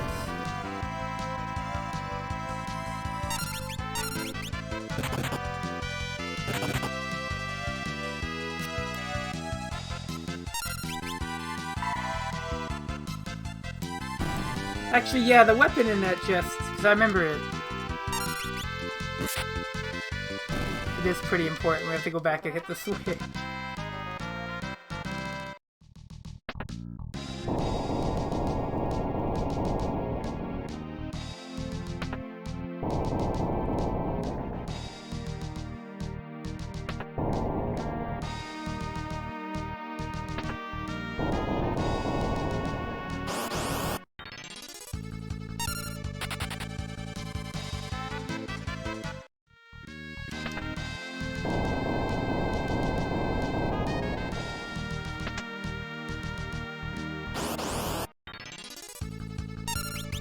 I thought it was a weapon that was in there.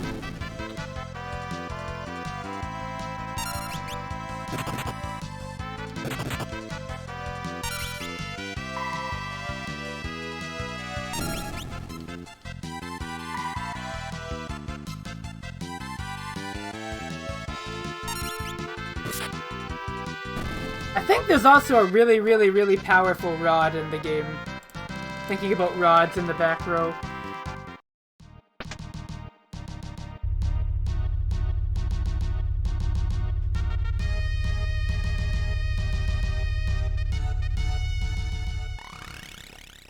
Oh shit.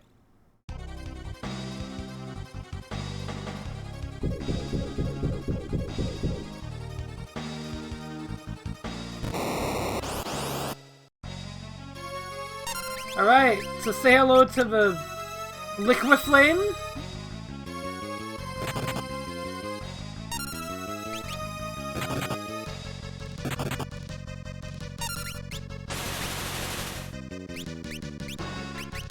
That's also why we brought that really good curative magic, to be honest.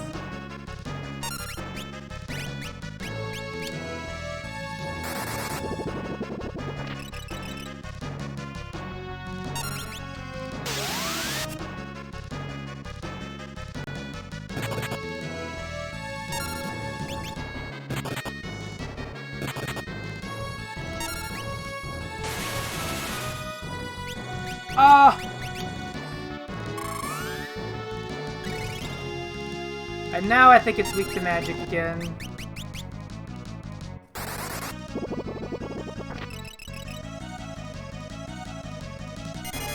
And pull to the front row.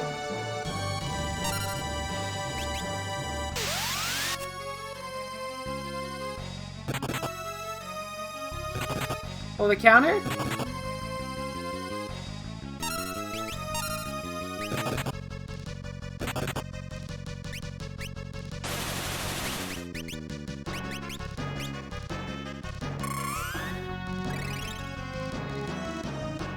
Got a better idea, hold on. Oh my god! Smoke.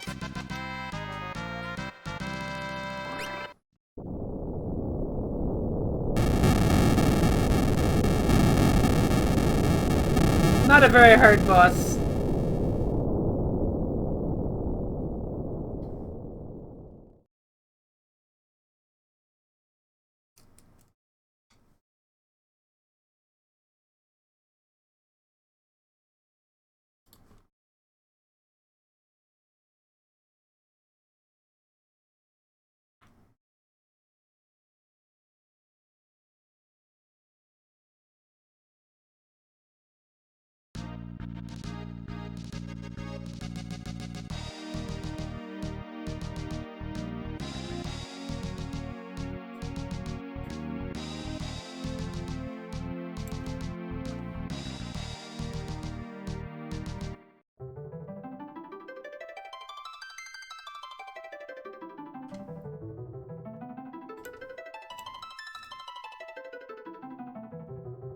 Alright, so we have been training Galuf for this very moment.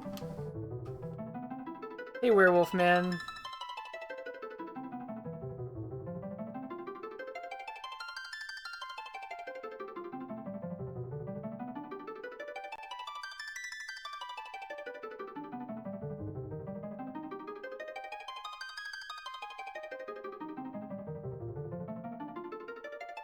Poor Galuf, he has no idea.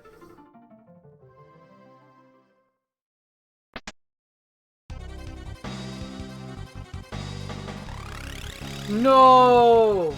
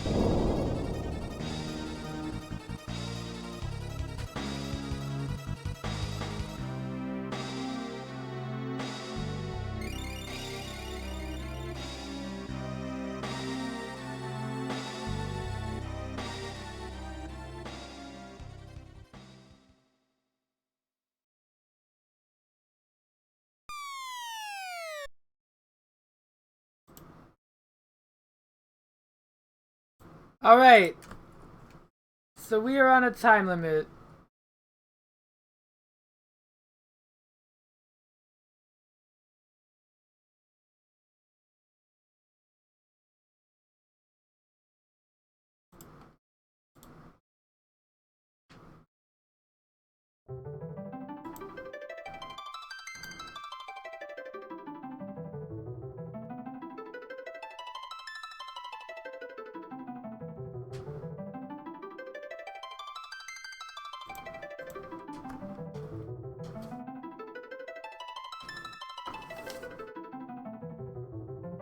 Or maybe your API is busted? It might be, I don't know.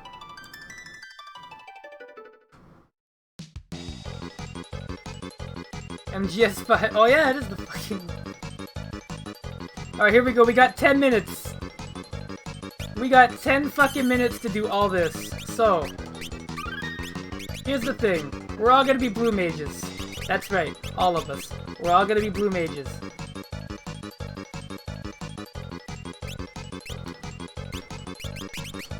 Because there's a spell we gotta learn here.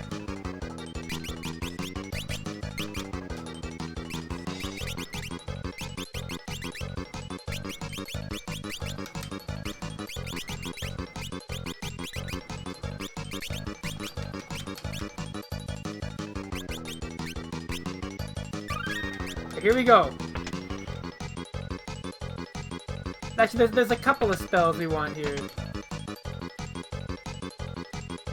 Remember all those chests that were guarded by flames in Karnak Castle? Here's why.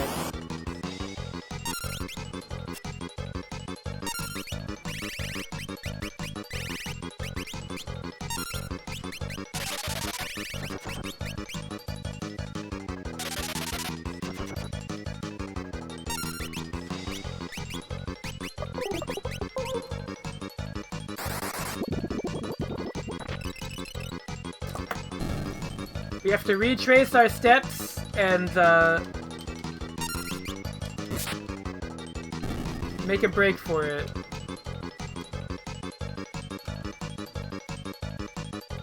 And remember where all the chests are.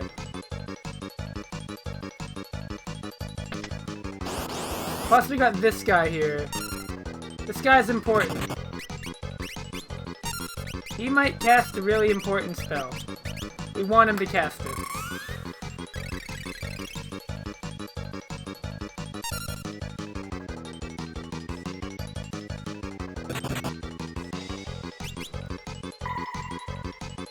we need him to cast it even. Not that one.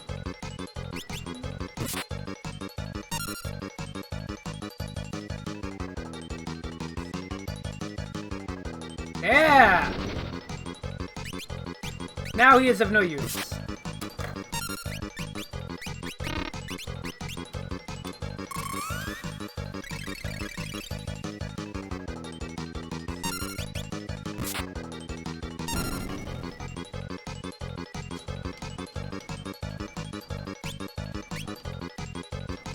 Nice. Shuriken is good. We're gonna need that. Uh-oh.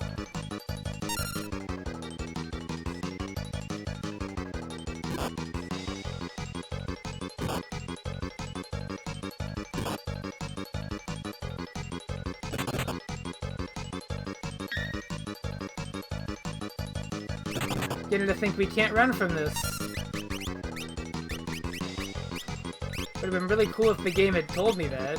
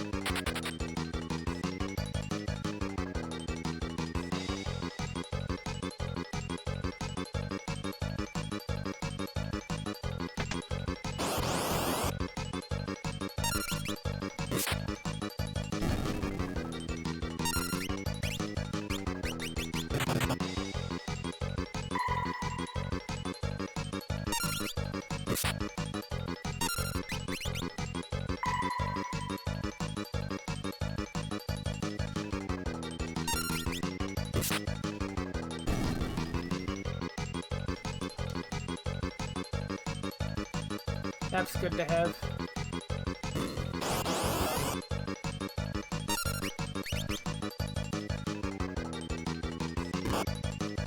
Aww.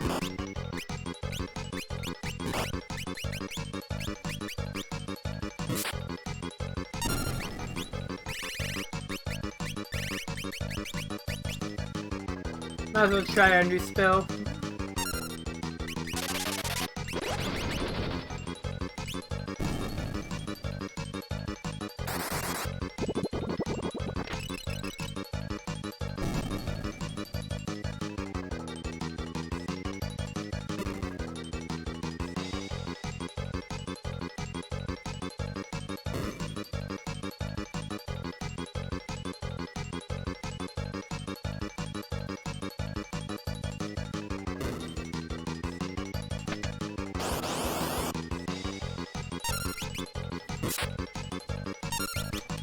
Just a Gigas, this shouldn't be too bad.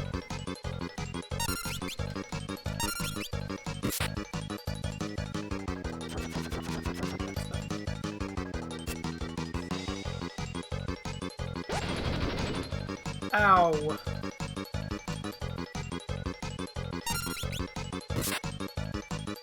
I spoke too soon, clearly. By the way, apologies for the Twitch API being fucked up.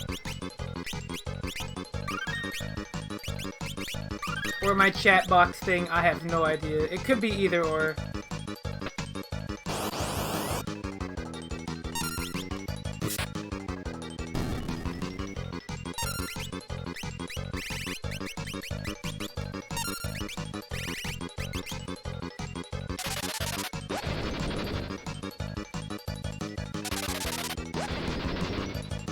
We're just gonna smoke these enemies.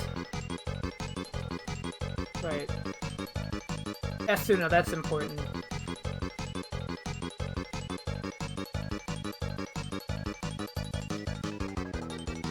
Okay, now, if I remember right, there's a specific encounter here. Here we go.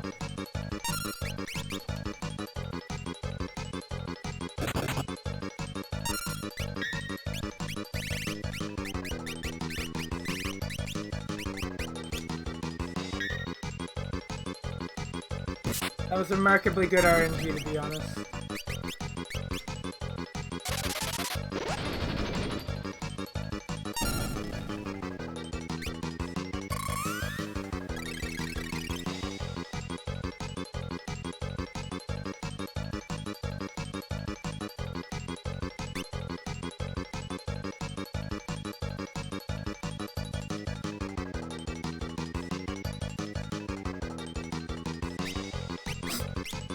There he is. We gotta wait for him to use one specific move.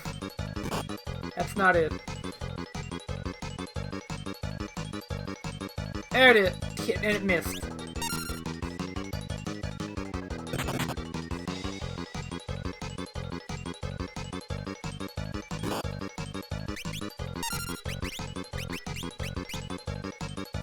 He's only got about 900 HP. Not a lot.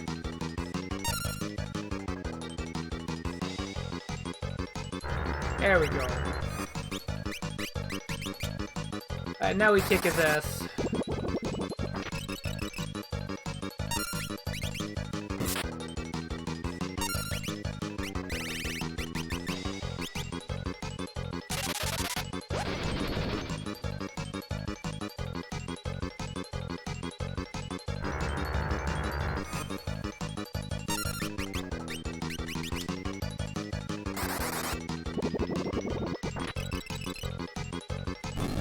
Nice. That's what we wanted. Alright! Clean. We got him.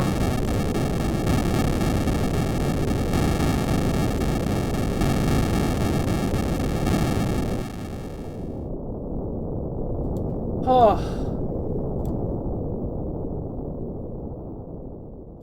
So, with all that in mind now,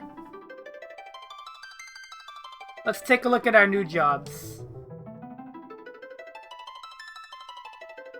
Beastmaster, that's a big one.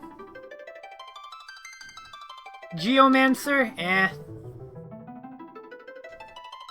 That one right there, Ninja. We are gonna be going straight to Ninja. So, one thing I need to mention, the reason I've been training Galuf in Black Magic this whole time is because the ninja has a thing where it throws scrolls, right? And it throws scrolls that deal magic damage. Now, here's the thing about equipping the Black Magic ability for level 4. The Black Magic ability boosts the character in question's magic stat to around the level it would be as a Black Mage. So you notice his magic stat is 49 right now. This is really fucking good, because that means those scrolls that he's going to be throwing as a ninja are going to do 1,000,000 damage. That's the big reason.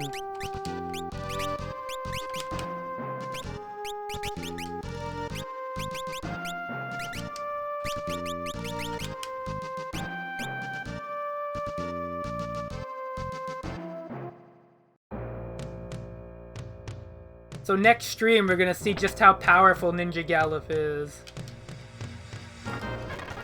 He is truly terrifying as a ninja. Beyond the fact that he can, you know, just deal a good amount of damage.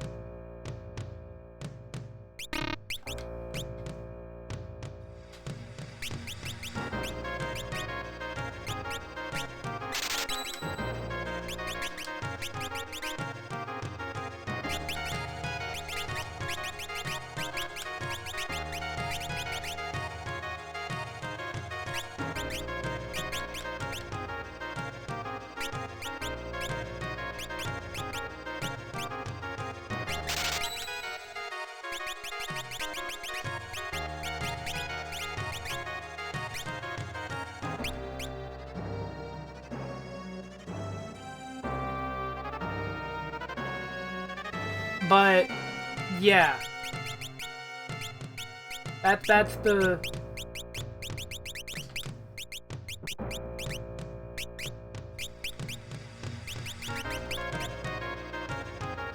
That's the main thing I wanted to get out of the way. And we got Deathclaw, which is important. Deathclaw is really good to have. The reason why Deathclaw is good to have is really fucking funny. Actually, should I get that illegal blue mage spell? I'm gonna do it. Do you have the rod equipped? Yeah, okay. So, there's a spell you're probably not supposed to get for a while, but I'm going to get it right now.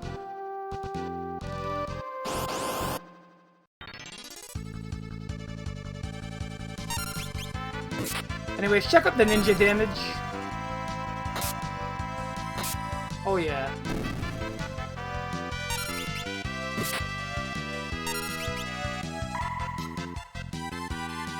I'm probably gonna go off stream and go back into the fire-powered ship because I think I missed the moon ring blade in there, and well, that's a bit of an important item.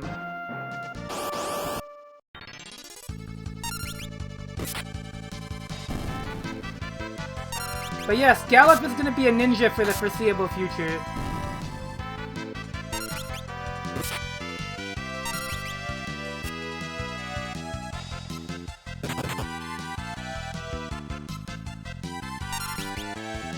Because we're going to train Gallop into the ultimate damage per second machine.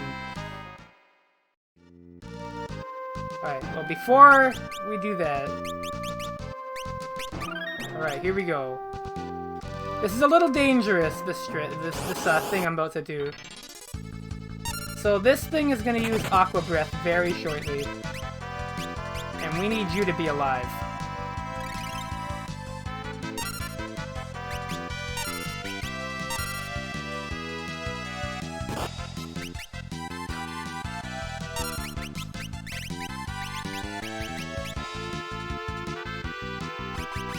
Correction, it should use Aqua Breath.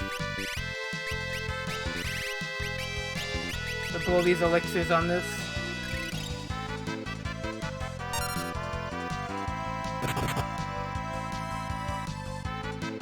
Doesn't matter, as long as she's alive.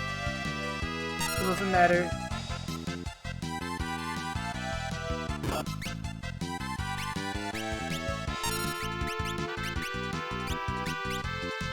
Really?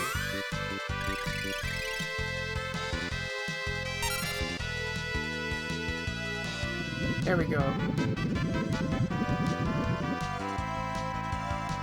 Right now?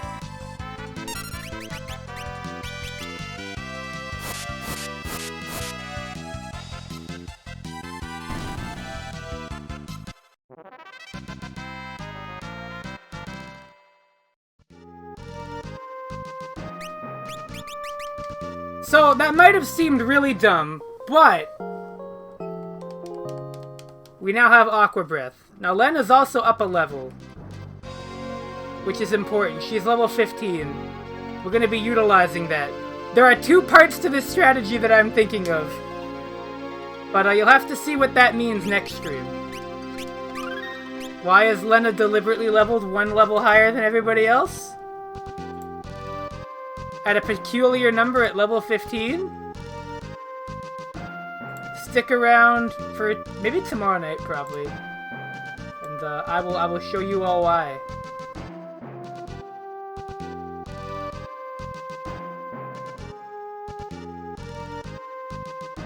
But in the meantime, thank you all for coming out. I had a lot of fun. This is pretty good progress for about 3 hours of gameplay. But tomorrow night, we're gonna see even more funny shit. Stay tuned for the first ever usage of Deathclaw and more.